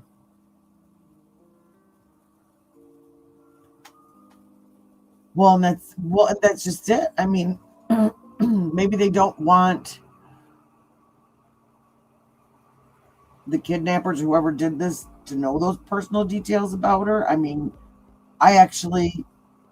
that was one of the things that kind of warmed my heart about her, is that when her husband died, she didn't give up. And, everybody kept talking about, her big house, her big house. They bought that house in the 70s. So it didn't cost anywhere close to the amount of money that it's worth now. And something I had read and I believe it was in this bio, was that area previously, like in the 50s and 60s, was really overrun with cartel. And in the 70s was when everything kind of cleaned up and the areas got better and people started moving in and making these neighborhoods their homes. And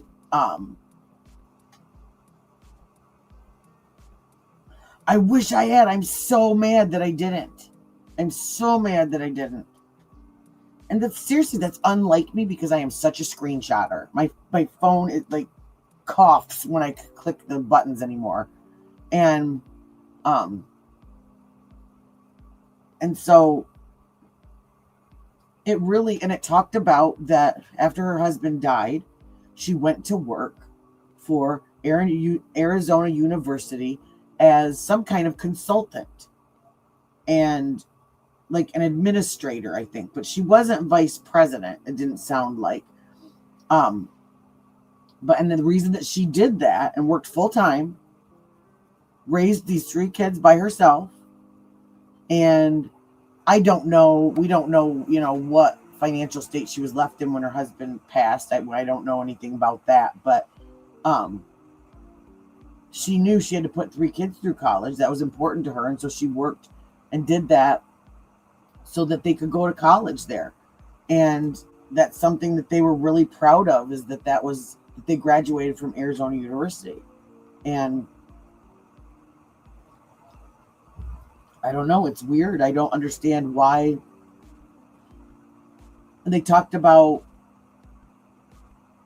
when they got married, they talked about the couple different places that they had lived before. And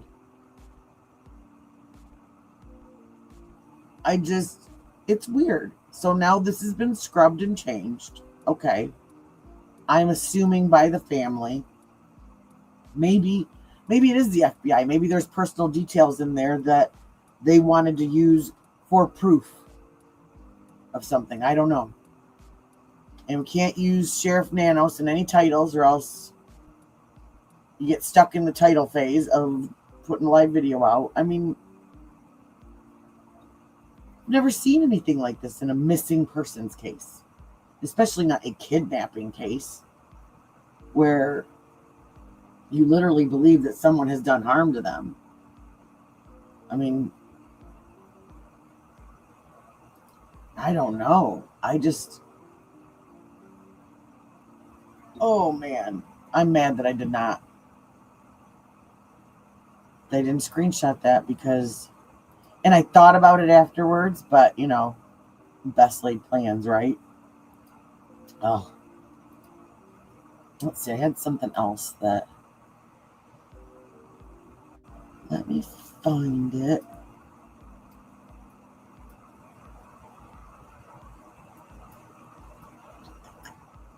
Oh, and I'm sure everybody got to see that chick today. And what did you say? What did you say? Truth was she was starting an OnlyFans page or no, a true crime page. So here's this. This is Booty Shorts McGee. This was earlier tonight, and we caught it just when I was getting ready to sign off. This girl, so they said no comment to one person. The guy told somebody else, I'm just a photographer. She's starting up a true crime channel. And she was out modeling and doing pictures in front of the house.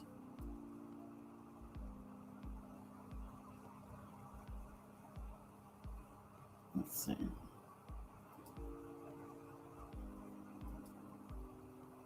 Speed this up a little, make her go fast. But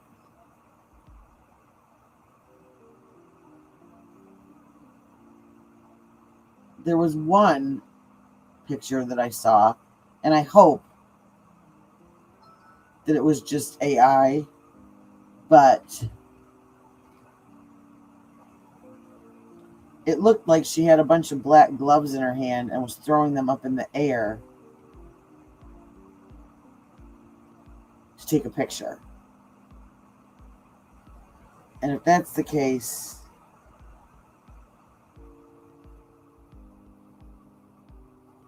then, second. Sorry, I forgot to turn that down.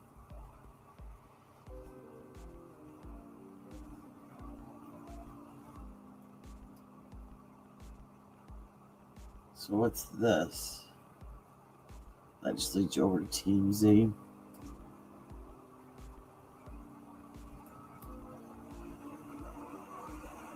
It's 5.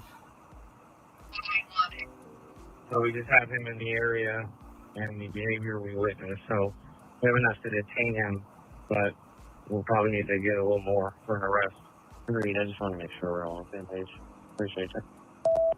Engine 20. Seizure. 4036. North First Avenue. 4100 North and 800 East. Respond on 83 North. I just spoke to 268. Victim cannot ID suspect due to the fifth ski mask, but he did say he was tall.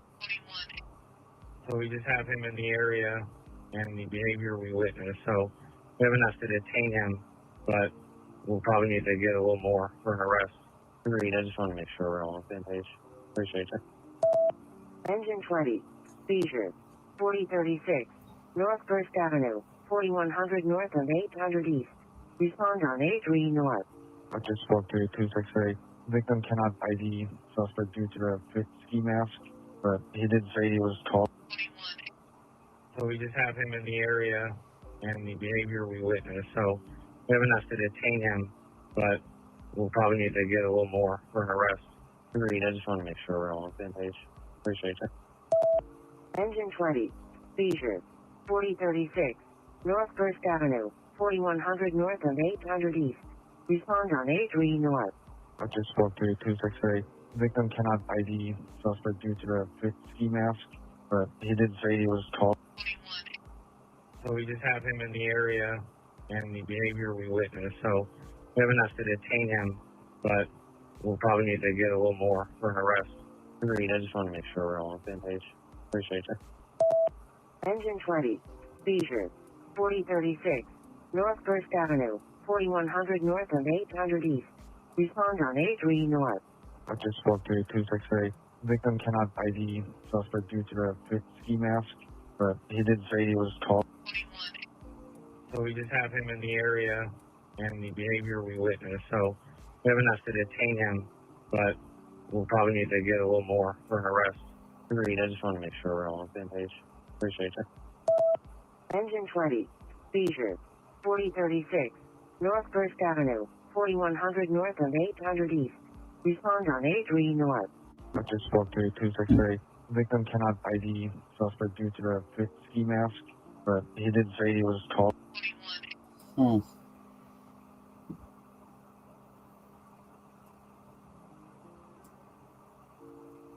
This is just more footage of that Ring camera.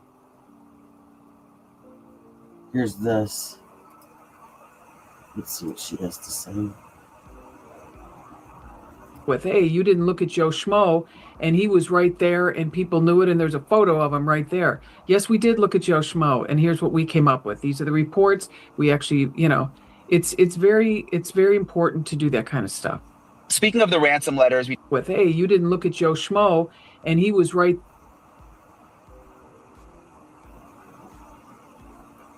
Okay.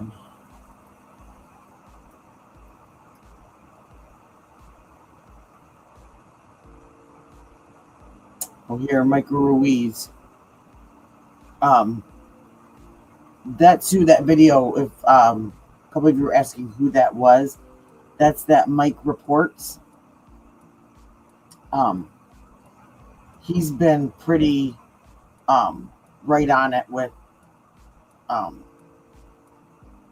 facts and things that have been coming out, and he was one of the one. I believe he's the one that either said something about the camera or I can't remember.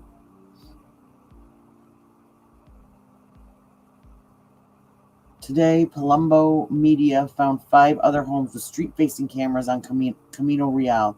3 of the homeowners said they had not been visited by law enforcement either. No one answered the door at the other 2. None had cameras as close to the road as the ones seen.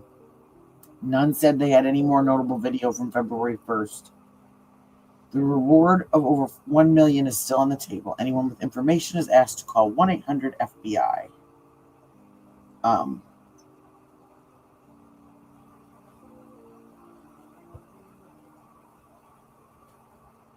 That Brianna Whitney, I don't know if I trust her completely, but hey, Linda.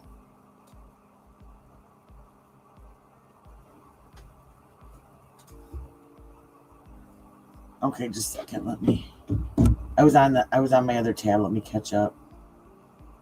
It is sad. It really is.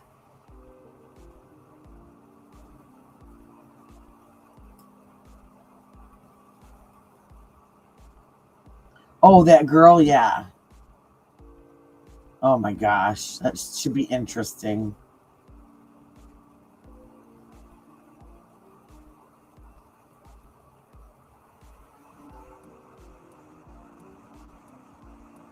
Oh, I think Driver was talking about that because didn't the guy he got bitten, and they had to call EMS for him or something. I think because he was listening to that on.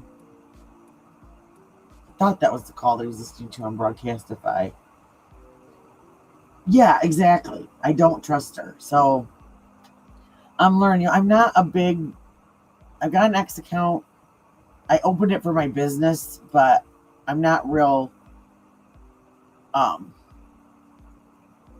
not knowledgeable about a lot of the people on there. If they're people that are both, YouTube and X both, then I know them, but not. And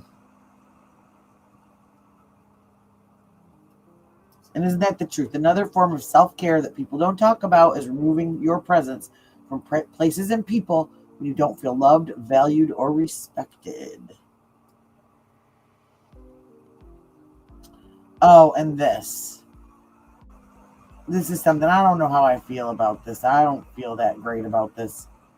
A group just informed, B means me, that they are coming to Nancy Guthrie's home on Saturday night at 10 p.m. to do a spirit box. And I understand some people believe in that stuff, some don't. But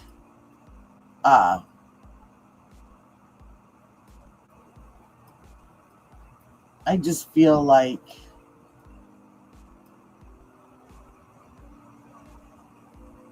I don't know. I just feel like it's just disrespectful right now. And if you believe in that stuff, then you can do that anywhere. If you're really doing it because you want to try and find her. And here is the guy, Derek Colella, who had sent a fake ransom to the family of Nancy Guthrie, appeared in court. He's the one that texted Tommaso asking if you received the Bitcoin yet. Do you have the Bitcoin yet? Not if you do you have the Bitcoin yet? So we were talking about him earlier, and someone was asking. He faced 2 federal charges: 1 count of intent to transmit a ransom demand, 1 count of utilizing a telecommunications device to anonymously abuse, threaten, or harass a person. According to the court documents, Derek Colella had texted Annie and her husband Tommaso from a VoIP internet phone line, so like a Google number. The text read, "Did you get the Bitcoin? We're waiting on our end for the transaction." Okay, see, I had not seen the other half of that text. He also made a 9-second phone call to one of them. He sent this after Savannah and the family released their video asking for proof of life.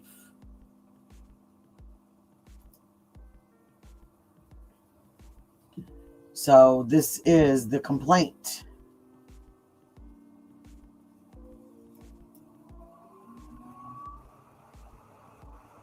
Complaint's statement of facts constituting the offense or violation.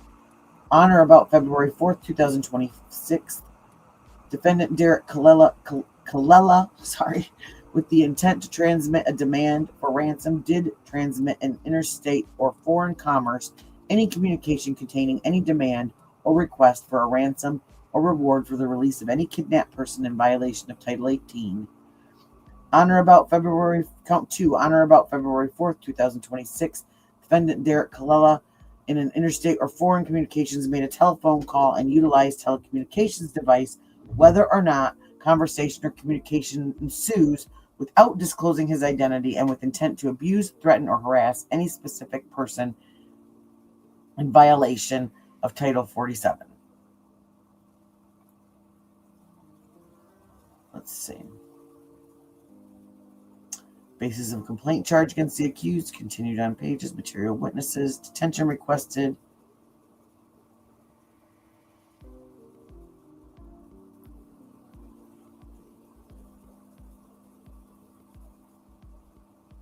United States of America versus Derek Colella.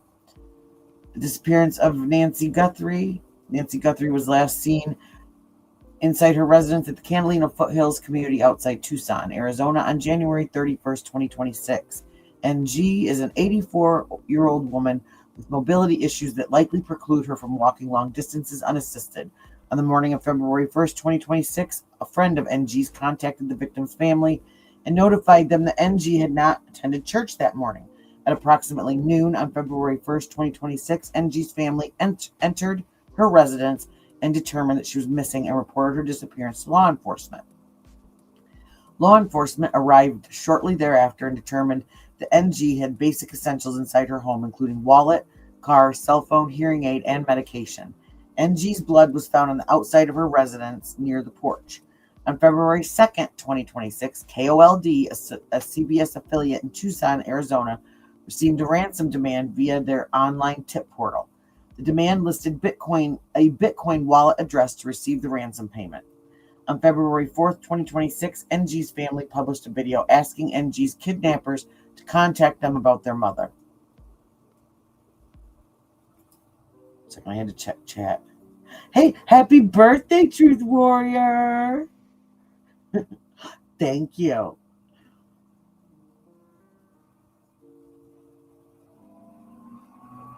Yeah, you got it.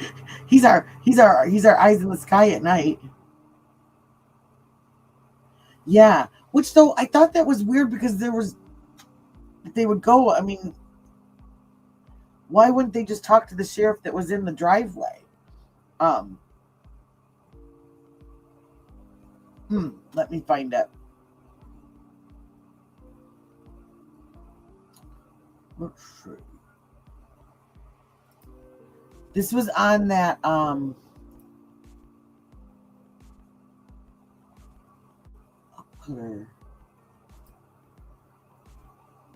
I share it?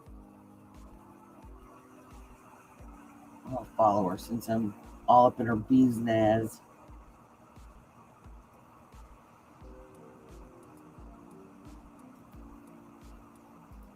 Here, I'll stick this in the...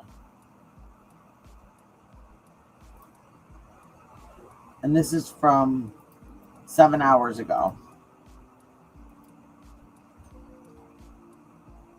That's her Twitter handle.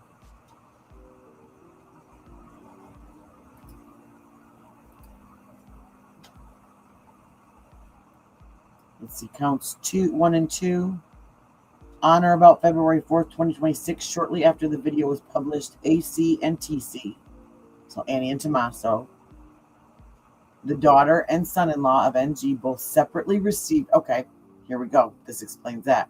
Both separately received a text message from the following phone number, redacted. Did you get the Bitcoin? We're waiting on our end for the transaction. AC and TC received these texts while in Arizona. Law enforcement was able to determine through open source methods that the 0552 number was associated with a voice over internet protocol, text and call application that allows users to obtain another phone number for their mobile device separate from the number assigned to them by their wireless carrier. Law enforcement submitted an emergency disclosure request for the 0552 number based on the records provided for the 0552 number was registered to the following email address, redacted. The records also indicated that 0552 number had been accessed from the following IP address, redacted. The 103 IP address at approximately 6:02 p.m. on February 4th, 2026. Law enforcement submitted an emergency disclosure to request the internet provider for the 103 IP address and determined that the 103 IP address was associated with Kalela's residence in California. After Miranda warnings, Kalela admitted to sending 2 text messages. He admitted to using the VoIP account from which 2 actual text messages came. Kalela stated that he pulled family information from a cyber website that he had been following along and watching TV. When he said that he had sent text messages, he was trying to see if the family would respond. Data received shows that approximately 3 minutes after the text message, Kalela called a family member of the NG, which lasted 9 seconds. The 2 messages have not been linked to February 2nd, 2026 ransom demand. So was this something completely different than the first ransom demand? So that's all he did? He didn't send... See, that's something that was not aware of. Subscribed and sworn telephonically this 5th day of February. But that's interesting.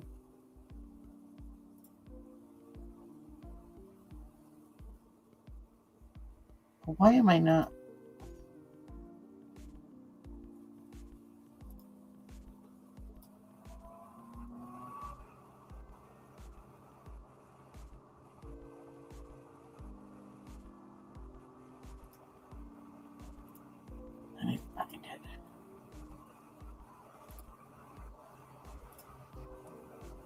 I'm sorry, I thought that was showing.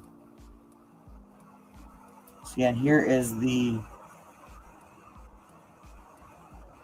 case number and all that.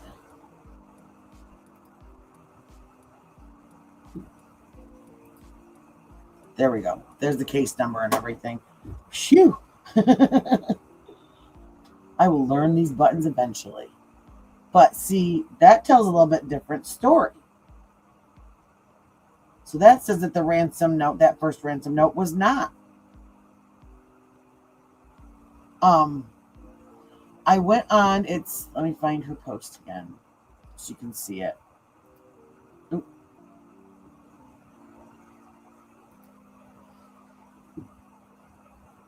Let's see. So this is, I'll share this. This right here, 8 hours ago, that Adrian F. That's I'm Adrian. So to just type this in,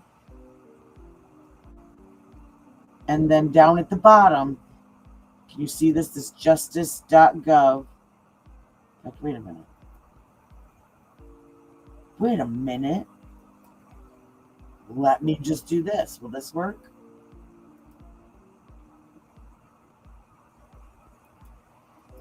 Oh, she does post a lot.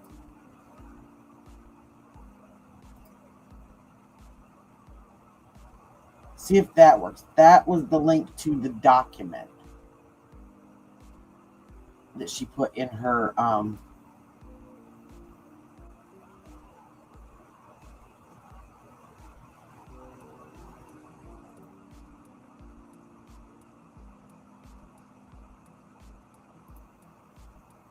yeah, because it is a it's a PDF and it'll open up in Adobe. Oh, let me see.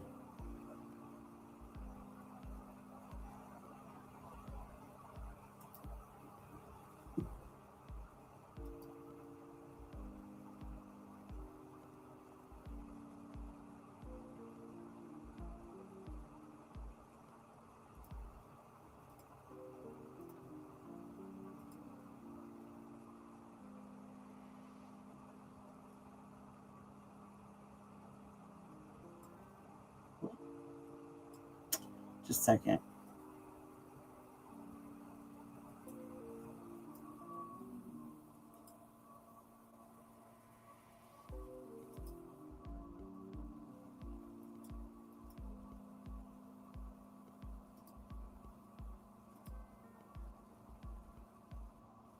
Try that one. That might do it.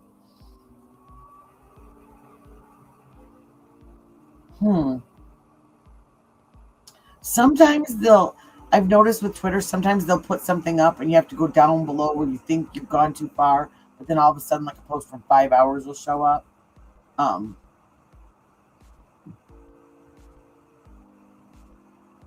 yeah, that's what's hard when you get these pages that post like, I wonder why.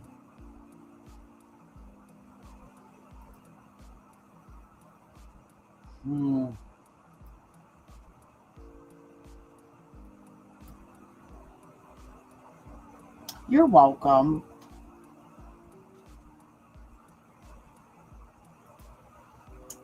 What I can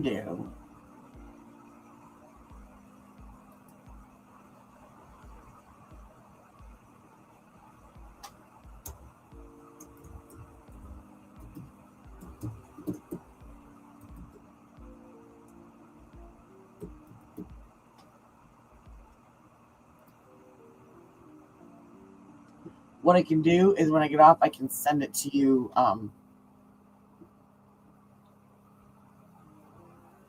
I can send it to you through email, I think. I believe.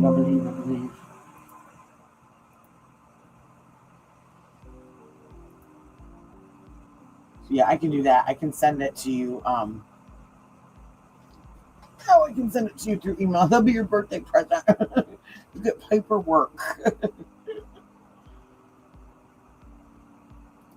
Let's see.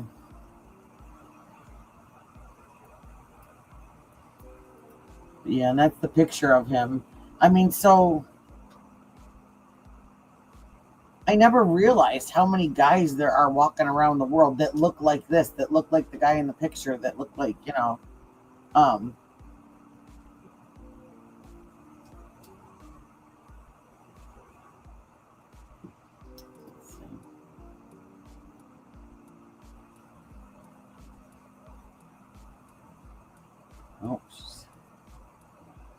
loving the JLR.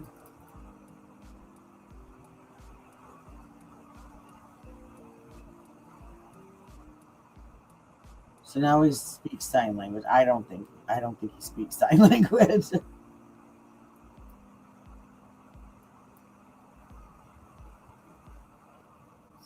Walkie-talkie, three-way channel communication, phone to the copy. Over, copy, over. I got the target. Over, bring the car up. Over. Possible. Walkie-talkie, three-way channel communication. Communicate with somebody to avoid. Phone to the copy. Possible.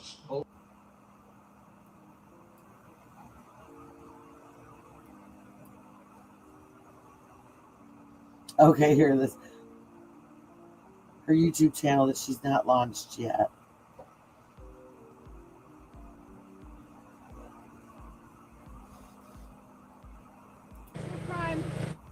True crime.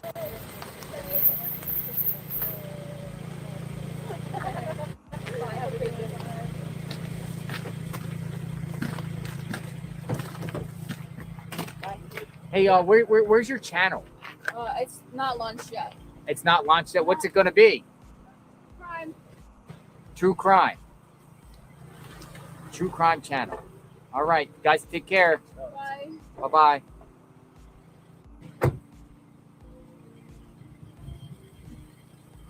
It's a true crime channel. Well, they're off. They got their Uber.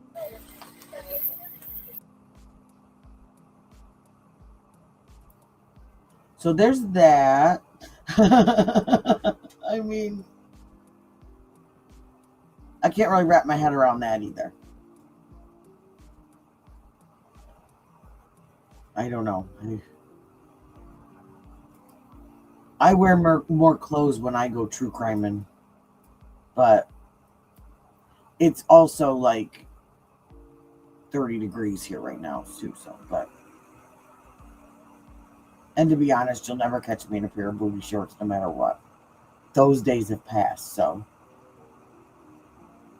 And I just think it's just kind of, it wasn't shown in that picture, and ew. Okay, I didn't want to see that. Sorry about that. Massive police presence is developed near 19th Avenue and Interstate 17 in Phoenix. Oh, that's too bad. Authorities have confirmed an officer-involved shooting is in progress in the area. That happened just the other night. Oh, here. This is something that I wanted to say too, because someone earlier today was asking about, said, wouldn't the law enforcement have to clean up everything before they can give it back to the homeowner? And no, they don't. They leave you with whatever mess there is, and including luminol and fingerprint powder and all that kind of stuff. You have to clean all of that up yourself. And this Michael Ruiz has said that crime scene cleanup is up to the property owner. Crews will remove drywall and flooring and other materials, then the regular contractor fixes it up. So you have cleanup crews like in Michigan, Serve Pro, I think, is a big one that does like crime scene cleanups, things like that. Since we didn't see crews taking demo debris out, my guess was there wasn't much blood, if any, inside the home. So that's one of the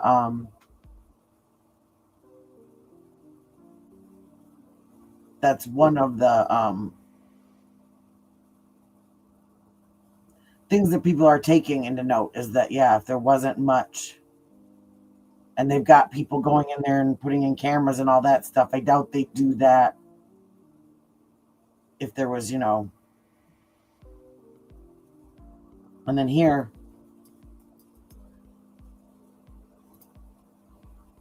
this is it. There's no more sheriff's department at the door. Got the security signs up. And the no parking signs. And everything's back just like it was on January 31st.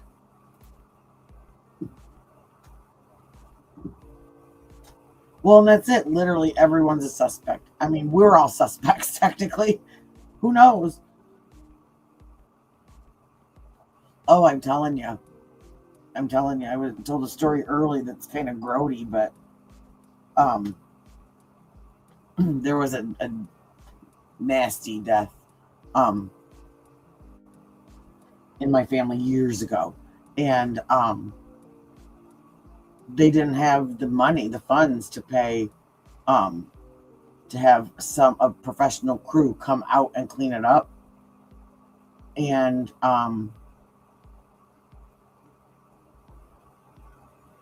house insurance did help a little bit, but it only basically paid for enough of, like, they had enough money to get cleaner and rent cleaners and things like that. And they had to, her grandsons, who, like I said, had to be two of the toughest people I know after that, had to go in and clean it up. And there was fire involved and injuries, and it just wasn't, not something I'd be brave enough to do. I would have to find a way to have somebody else take care of it for me, because wow. But yeah, I mean, that's how this, as of right now, this is how it ends. Unless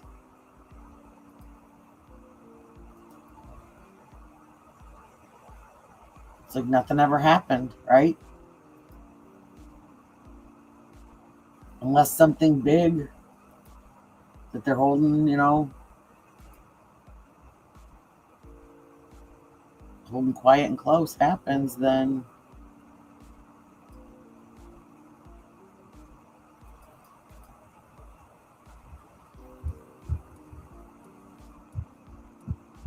the importance of USAO's involvement.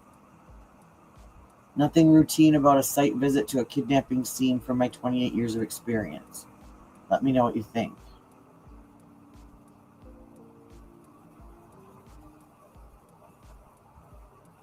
That still got me wondering too. Can we go back to what do they know that we don't know? I'm not an expert or anything, but I did find it weird that the prosecuting attorney went through with the feds. I mean, they had the big dogs out that day walking through the house. So I just wonder. So look at how many cases when we swear that they had nothing. And it gets quiet. And they're able to kind of do their stuff. And then all of a sudden, boom. We have a suspect. We have Brian Kohlberger getting arrested halfway across, well, not halfway across the country, literally all the way across the country at 2:00 in the morning, right? Alex Murdaugh, up until the day he got arrested, thought that they were looking for somebody else and he was helping, I mean, and all of a sudden, we find out the whole country's sitting there before we knew the story thinking, oh, somebody that was mad about that accident got him, and then at trial, we hear that whole story layout and we realize from the moment just about that they started talking to him. But there's another thing where the family was traipsing all over the crime scene that night. Because in my opinion, I would think that that whole property should have been the crime scene. And their maid came in and cleaned up the house because she talked about picking up his laundry. That was one of the things that was a red flag, is that he had said that he was sleeping, but they could tell that he had just gotten out of the shower because there was water on the floor. No, you're right, K-Star. Something is not right. They know it's, and maybe not necessarily that it's not right, but I think they know a lot more. They may know exactly what's happened, but just not know who. Or maybe they know who, but they don't know where they are. I think somebody said that earlier. Or if they know who it is, but they just can't find them. That could be completely correct too. Maybe that person that talked to TMZ finally did say what they needed to say. And maybe that's been being found. And maybe that's Savannah saying, hey, you have one more chance. Please just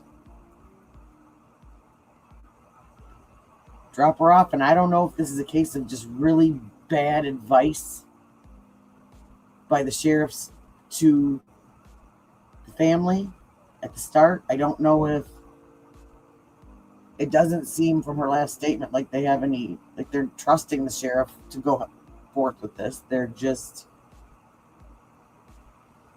now sending everything to the FBI.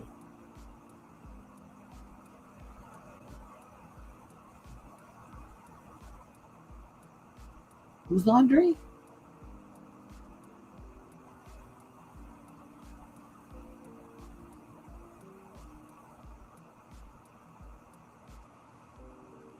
I'm not sure. What you talking about, Lori? Whose laundry? Oh, duh. I was talking about Alex Murdaugh. He had left like his clothes on the floor. Excuse me, that he'd been wearing. Went and jumped in the shower, and then had the maid come the next day, I think it was, or was it that night? Because she was there to, like, take care of everybody, give food, drinks, whatever, take care of the people that were mourning. And she had said that she found his shirt and his pant, I think, or was it just a shirt? But an article of clothing on the floor, and water, like the shower was wet. She knew that the shower floor was wet. She knew he'd been in the shower, and she just picked up those clothes. And that's when she walked into the laundry room, and she saw Maggie's pajamas on the floor, but they were like laid out. And she said she would never have done that. And that was one of the red flags, was that, what got lost? Because they didn't have any even inkling that he would have done something like that to his wife and his child, and not him. And what could have been lost in that washing machine? That shirt could have been absolutely covered in residue, in like gunshot residue. They found that huge coat stuffed in his dad's closet, or his mother's closet. I think it was his mother's closet. That she never would have worn that. It was like a men's hunting coat. Was it a coincidence? That was the one that they found shotgun residue on. And one weapon that they could match it to just so happens that that's one of the weapons that was, quote unquote, missing out of their collection. And Buster and the uncle were seen taking firearms out of the house. That just, it just goes to show you, when somebody has power, what can be covered up, what can be not, and I think there's a lot of stuff being covered up just simply because this sheriff doesn't want to admit that he screwed up.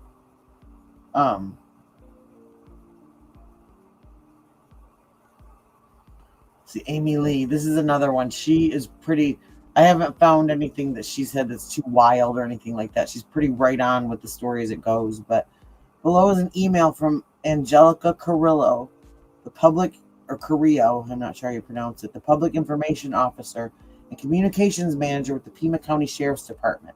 Good morning, media partners. Investigation. This remains an active investigation and will continue until Nancy Guthrie is located or all leads have been exhausted. The Pima County Sheriff's Department is refocusing resources to detectives specifically assigned to this case. As leads are developed and resolved, resource allocation may fluctuate. PCSD will remain a patrol presence in the Guthrie neighborhood. Video. Investigators are actively reviewing the surveillance video of vehicles traveling in the Catalina foothills area, including areas further from the Guthrie residence. We've asked homeowners in the surrounding communities to submit any relevant footage and encourage anyone who has not yet done so to please share video using the link below. The investigators continue to review hundreds of hours of surveillance footage, and we thank those who have already provided video to assist in this investigation. Nearby arrest. Shortly before 8 p.m. on February 26, 2026, deputies arrested 34-year-old Antonio de Jesus Peña Campos in front of Nancy Guthrie's home on misdemeanor DUI charges. This arrest is not related to the Guthrie investigation. PIOs do not provide police reports. Reports must be requested through public records request sheriff.pima.gov. Case number 260-226-263. And that's what we were talking about. You have to FOIA almost everything in Arizona. And I remember that from another case that a friend went over, and it was even to get some of the simplest things. And it takes a while for certain things to be released, especially in like a case like that. They get to decide when it can become public information or not. Tips. As tips continue to come in into various tip lines offering a reward, we ask that you contact the agencies administering those tips directly for call volume information, either the FBI or 88-Crime, which is run by the Pima County Attorney's Office. Media inquiries, please submit all inquiries to pcsdpio@sheriff.pima.gov or call the hotline. This ensures your request is received by the entire team and responded to promptly. Briefings and interviews. Should a significant development occur in this case, a press conference will be called. I'll believe it when I see it. And media will be notified via email and our Pima Sheriff X account. The sheriff is currently not conducting any interviews. Angela Carrillo, Public Information Officer, Communications Manager, Pima County Police Department, Sheriff's Department. So, and we kind of knew that. I mean, we haven't gotten any, any press conferences past the first couple anyway. So that's, where it's at. And we're just gonna, the only thing that we can wait for now is either they find her or they don't. I mean, they've asked for the public's help. They've asked for tips. They've asked for camera footage. All, I think, way late. Yes. No, I've got, my phone died. So I'll try and show it. I'm not sure if I'll be able to come on tomorrow night. If I can't, then I'll put it up on my community tab. But I've got the picture saved in my phone. It's the rug, but to the right of the rug is a comforter. There's a couple different, there's some cropped pictures where you can't see the comforter, but in the full picture, you can see it's like a grayish, bluish comforter over on the right-hand side. And that's what when I saw that, I thought, did they rip that off of her? Was she laying there asleep and they just went, whoosh, and that was her startle? I mean, oh my gosh, can you imagine? I mean, and that's what they want to do with someone in that position. They want to scare you, startle you, take you out of guard so that you can't fight back. So you're just stunned. And if they went in through that door, and that was the bedroom door, it's in that little patio that we kept seeing officers walk around and back and stuff. I wonder if that's what they were looking to see, if anybody was trying to get in there, or because they knew that was a point of interest, maybe. And again, it's her bedroom, and it was in a closed-off area. So it's very likely that maybe she left the door cracked for some fresh air when she slept. And if they had been out there previously, maybe they noticed that. And for a young man, in his 20s or 30s, to hop over a brick wall like that was maybe, I'm going to say at the most, maybe 5 foot tall. That would be nothing for one of them. And we were talking earlier about, the camera footage. We really don't know when that came from. That could have been them on their way out, and he was taking the camera just to make sure that it didn't get any shots. Could they have come out when that other picture was found with the different lighting? Could they have come out earlier? Maybe they took out those floodlights. Because when you look, that's where the other side of the bedroom is. You go down the garage, there's the big patio, and then right next to the patio is the pool. But if you squeeze around, then you go around the side of the house, right there is that little patio. It's in between the corner of the house and the front door. So when they say that there was a back door left open, I mean, you would consider that a back door. It doesn't necessarily have to be in the back of the house, but like an extra door, a door that's not a public entrance. Some people refer to any door that's not a public entrance or a main entrance as a back door. So that would maybe be why there's no sign of forced entry, because all they had to do was slide the door open and walk in. And, you know, we said maybe they did take her out that blue door that leads into the garage.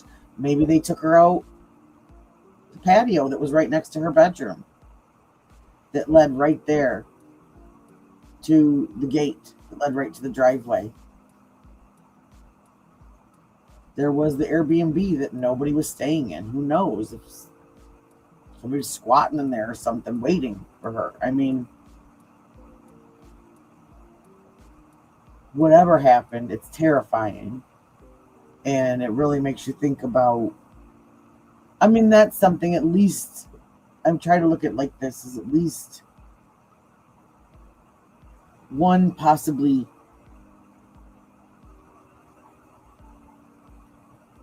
and I've heard that from a couple people. If they had a vehicle, if there was no vehicle seen, if they really truly don't have a vehicle of interest, then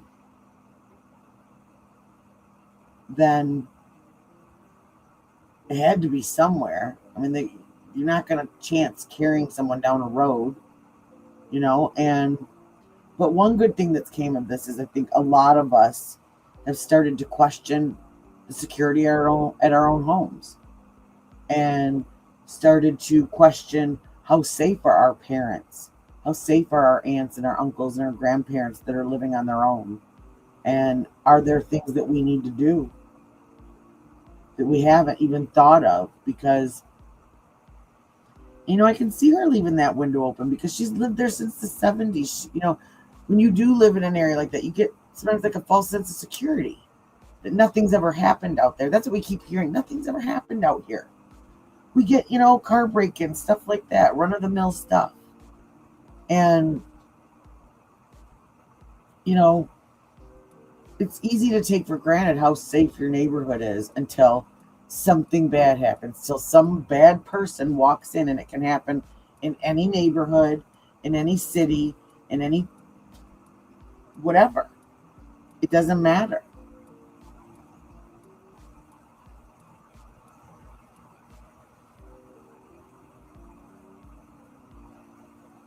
Oh, see, I hadn't heard that about the few days prior with the Ring cameras. I saw that she said she wanted them.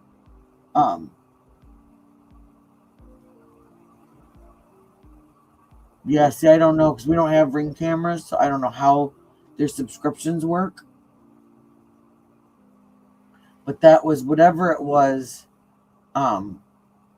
But if it's a free trial, maybe they didn't have all the functions. Maybe like the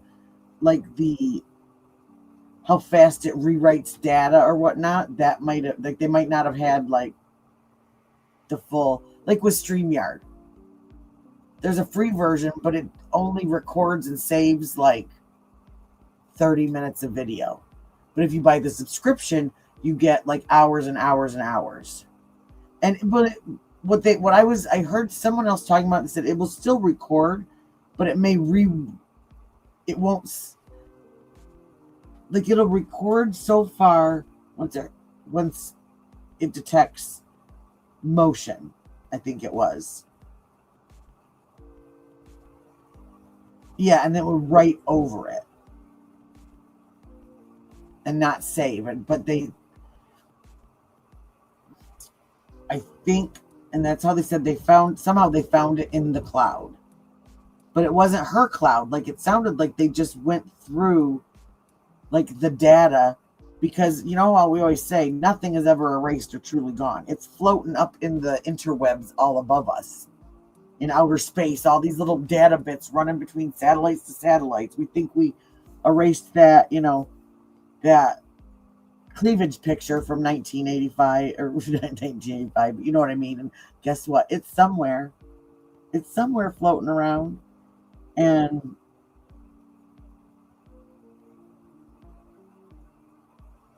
oh yeah. Yeah. And that's what I hope. I hope they have something more. I really hope. I hope for the, said Harvey Levin coming out and saying like they really literally have nothing. I guess if that were the truth, then I would expect a press conference saying, listen, ladies and gentlemen, because they really want to get the media and everybody out of there, right? They want them out of there. So then why not have a press conference and say, listen, we've exhausted all leads. We have nothing. And then we just read in this statement here, they are going through leads. They're not exhausting anything. They're still looking through it. Like we said earlier, it's not cold. It's just quiet right now.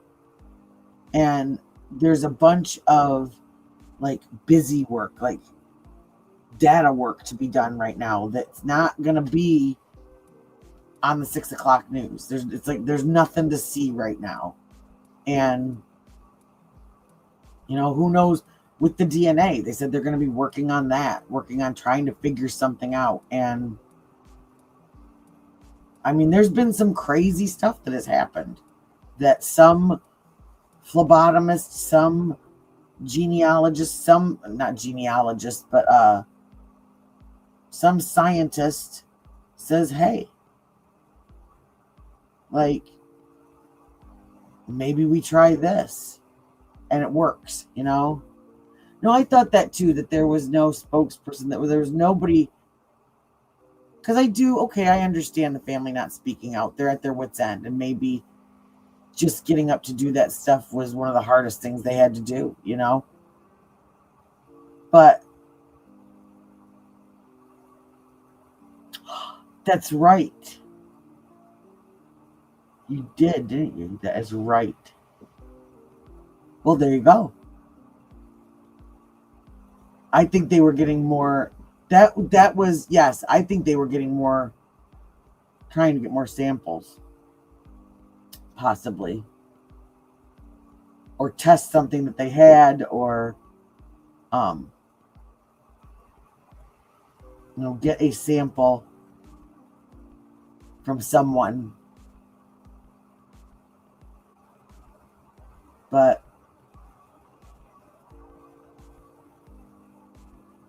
I mean, we're just gonna have to see what, we're gonna have to see what the day brings. And like my man Jerry said, they gotta take time off. Like,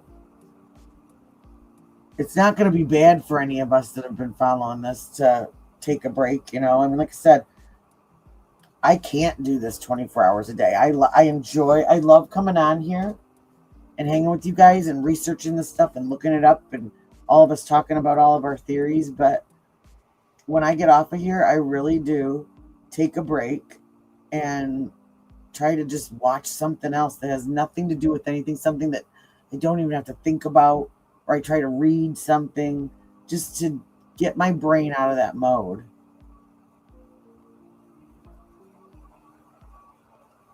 Yeah. I think that's kind of been the general consensus in here tonight. Norma is, yeah, she's not with us anymore. And honestly,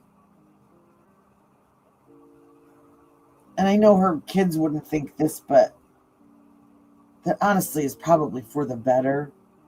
And I'm not being a jerk when I say this, but can you imagine, like, first of all, what kind of health physically, let's say they find her tomorrow, is she going to be in? We've seen people that have been kidnapped for different reasons and, come back and they're a shell of the person they were. And these are people that are a lot younger than her. And you wouldn't just be physically scarred, you'd be mentally scarred too, And would she be, can you imagine something like that happening to you And then you have to go back into the world and you have to trust that that's never going to happen to you again. I don't know that I could do it. Yeah, let's do that. Let's have a quiet moment. Let's send, what if you pray for her. If you work with energy, send good vibes, whatever you can. Just that wherever she is, that she is at peace.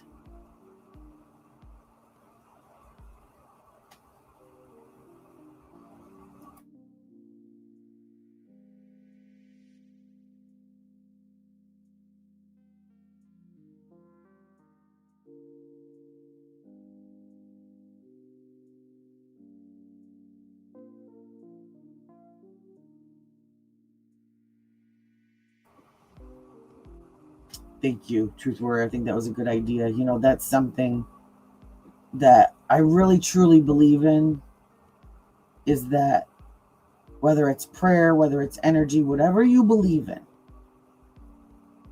that if we can collectively try to send that good energy and that, oh, you're welcome, and that love and caring, empathy out into the world, it really makes a big difference. I was watching, this was after 9/11. You know, the world was a different place. And for a couple weeks afterwards, everybody had a reality check, and we weren't divided for those couple of weeks. It was us against them. And it was showing this. I was watching this, it was a documentary, and it was about satellite images of the earth, and it was showing during different things that had happened, big things that had happened that were, you know, like disasters, things like that, that they were doing, like they were measuring like energy output. I'm not using the scientific term. Okay, this is the me term that's using this. But I just realized I have my banner on from earlier today. Sorry about that. But it showed in the United States that the United States was glowing brighter than it had post 9/11, and it glowed brighter for a couple weeks, and afterwards it went back to just its regular illumination of energy that it would have showed. And what they believed that was literally all of our human conscious and our energies, our consciousness and our energies that were so emotional and in tune with each other, and just trying to understand all of this, but everybody was giving people support. Everybody was, I remember people talking about people are opening doors for people they wouldn't have. And not only that, but also anger. Afterwards, it showed another scan of a couple weeks later, when we believed we found out who did this, and all of this stuff happened, and we started going to war and everything because of it. It showed another plume of energy. And so it just really showed me how, even though we don't realize it, how powerful our feelings and our actions and our emotions can really be, not just to ourselves, but to everything and everyone around us, and how that positivity literally was spreading from person to person to person. And it was literally being documented by an influx of energy coming out. I mean, that just was so wow to me. Hi, Parker. Jay Parker. So I don't know. I'm a data geek like that, and I love stuff like that. And that's exactly it. Every little act of kindness matters. That really was like almost like it was scientifically being shown that all of these things really do have a footprint that we leave behind us, whether it's a footprint that lasts for 5 minutes, a month, a lifetime. And the law of attraction, you get what you give, you know? So that's what I try. And I haven't always been like that. And I haven't always believed that. I'm going to have to find that because now I want to see it again too. It was so interesting. It was all these satellite images. And it was so cool to see that. It's got to be. I'm wondering. I'll have to look. I'll go for. I'm going to hunt for that because I used to have a playlist of all these. I'm a weirdo. Okay, I have a favorite physicist. Okay, I love learning about that stuff, but quantum physics, all that stuff. And oddly enough, how I got into it was reading Dean Koontz books because he talks about all that stuff in there. And I was like, because as you know, I have to find stuff and I have to prove it wrong or wrong or right. And so I'd read these Dean Koontz books and I'd be like, okay. And I'd start looking up the theories and stuff that he had in there. And some of them, they were all based on theories that are out there, and that's what physics is. It's theoretical. We still can't necessarily prove. Well, although Dr. Cuckoo? He believes that he has proved the exact moment that everything started. That's an interesting documentary too. Exactly. See? That's what I think is so cool is I'm really enjoying this and I'm glad I started a channel. I was starting to get to where I wasn't so sure, but I really met some really cool people that you guys are like me. We like looking into stuff. We're curious and we're smart and we figure this stuff out. And are we gonna solve this whole case? Probably not. Although I'm going to say that I believe that we probably already figured it out somewhere along the line. We just have forgotten because we've talked about so many theories, and oh yeah. Well, see, in when I was a scout leader, I was a merit badge teacher, and that was one of the things that I did was I did astronomy. And I did the Earth's weather. I can't remember the name of the band, the meteorology badge. And it was so cool, the stuff that we were learning and about like the solar storms and things like that, and the weather on every planet. And yeah, me too. And like I said, my good friend used to do true crime. She's gotten out of it. And I get it. She got caught up in some really deep cases and stuff. And I don't ever go that deep. Not like her. She was like boots on the ground, all that stuff. I'm not there. I just like having some really good deep dive discussions about some of this stuff because I want to understand what's going on around me. And I want to understand why people do the things that they do.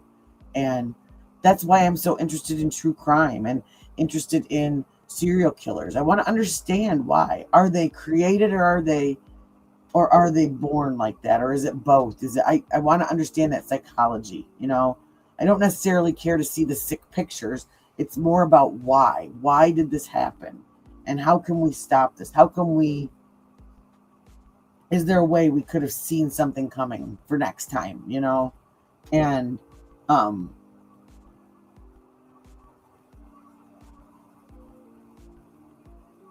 yeah. And I'm just not. I'm not a boots on the ground. I have total respect for people that are. Well, certain ones that are. We'll say that. I was bored. I was tired. I hurt my foot. I'm going home. And that's all I'm going to say on that, okay? Because who is now, I guess, is suing people for using his content, or someone is threatening suing other people for using his content. But when he said it, he was streaming JLR. So I just was like, huh. How does that work? I don't know, but I think that's all funny. I think that's all funny. And Well, it was because someone,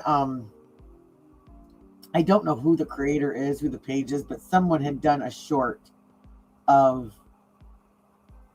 or like was it a short or was it, no, it was a parody, I think, of one of our boots on the grounders who thought they saw a violent crime that they didn't see, and then all the drama that ensued with that. So I'm not going to say any names, but because I honestly thought that the whole thing, it just, I don't know, whatever. People are going to do what they're going to do. But I thought it was kind of funny. No, it wasn't Jacob. Nope. But it was funny. It was funny. Not the fact that someone got hurt, that wasn't funny. But just how everything was handled afterwards. So it cracked me up. I thought it was kind of funny.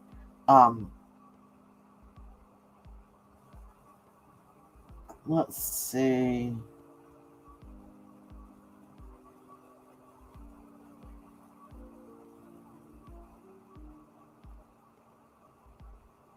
Oh, I was going to text you, but my phone's dead.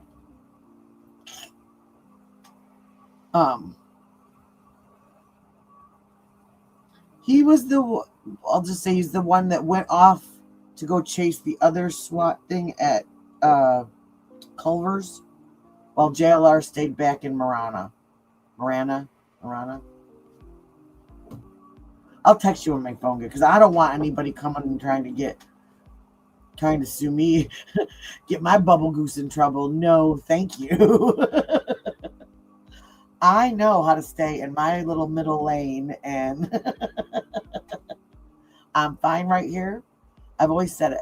It's good. We have good background. We have snacks. We have good stuff to watch. We have good conversations. So, yeah. No, I find some of that funny. And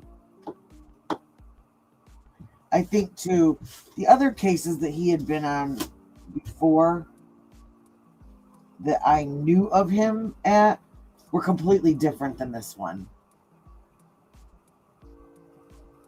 Between the mustard and the mayo.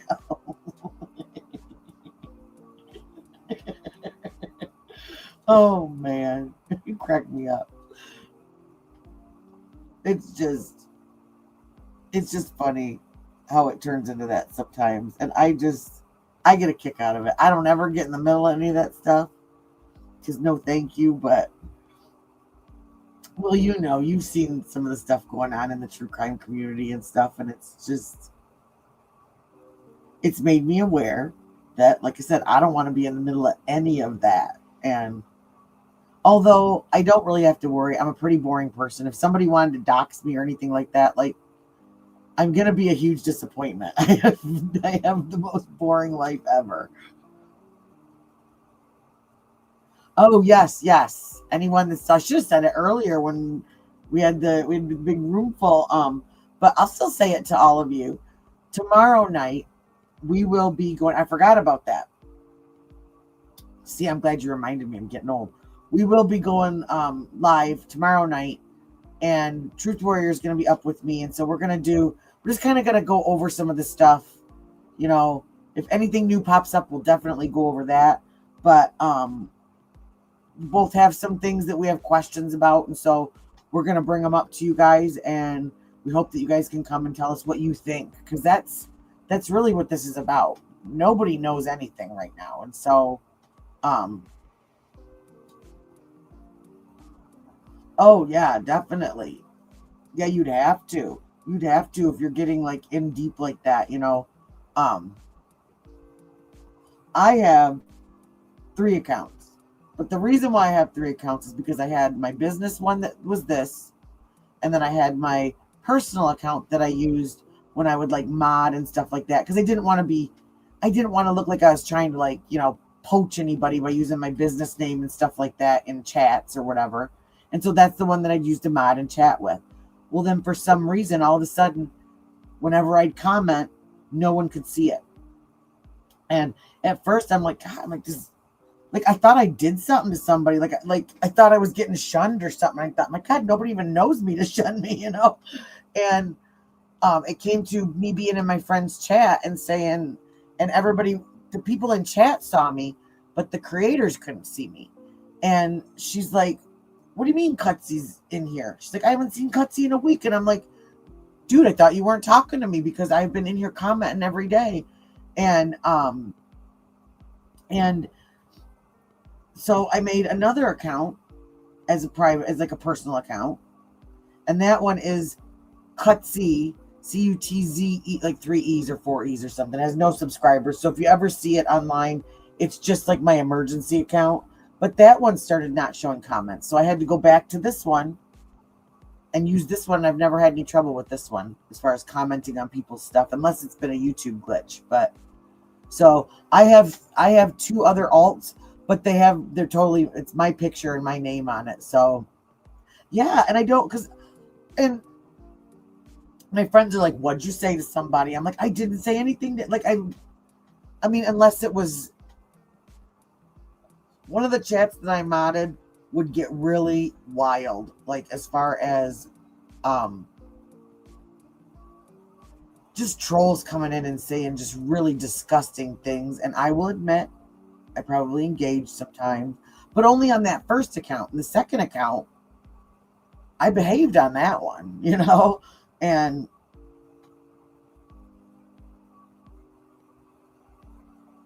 okay, I'll remember that.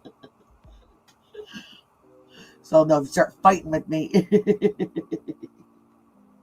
That's hilarious. Yeah, no, mine are all boring. They all say me. And I know I did go in to, I can't remember whose chat it was, and they were like, they didn't, like, you could tell they were talking, they were replying back to me, but like whenever she would reply back to me, I'd hear this kind of like sound of like distrust, and I had to go, I'm like, I swear it's me, it's really me. I was like, this is just my other account's broken and I'm on this one. But I felt like everybody was thinking I was trying to like pull something over on everybody. It's not hard to do, let me tell you. So I figure half the people that do come in here and mess with me probably are people that I know. Just messing around. So, listen, it is 1:30 and this will be, I was on for, oh gosh. I was on for a while earlier today. I mean, I was like back and forth to the computer because I was taking care of my little one and stuff like that. But yeah, I've been on here for a long time today. So on that note, I am going to get a drink of water and hit the sheets because I am tired today. But yes, definitely everybody tune in tomorrow. We'll talk tomorrow and figure out exactly what time. And because it's Saturday, so it'll be a lot easier for me for both of us, to get everything done. And happy birthday again to you. So, and yes, definitely thanks everybody that came in and talked with us. Everybody, I got a bunch of new subscribers today, and I want to tell you thank you. I appreciate that so much. And oh, I do have an announcement that I forgot about, and I'm going to forget about it a lot.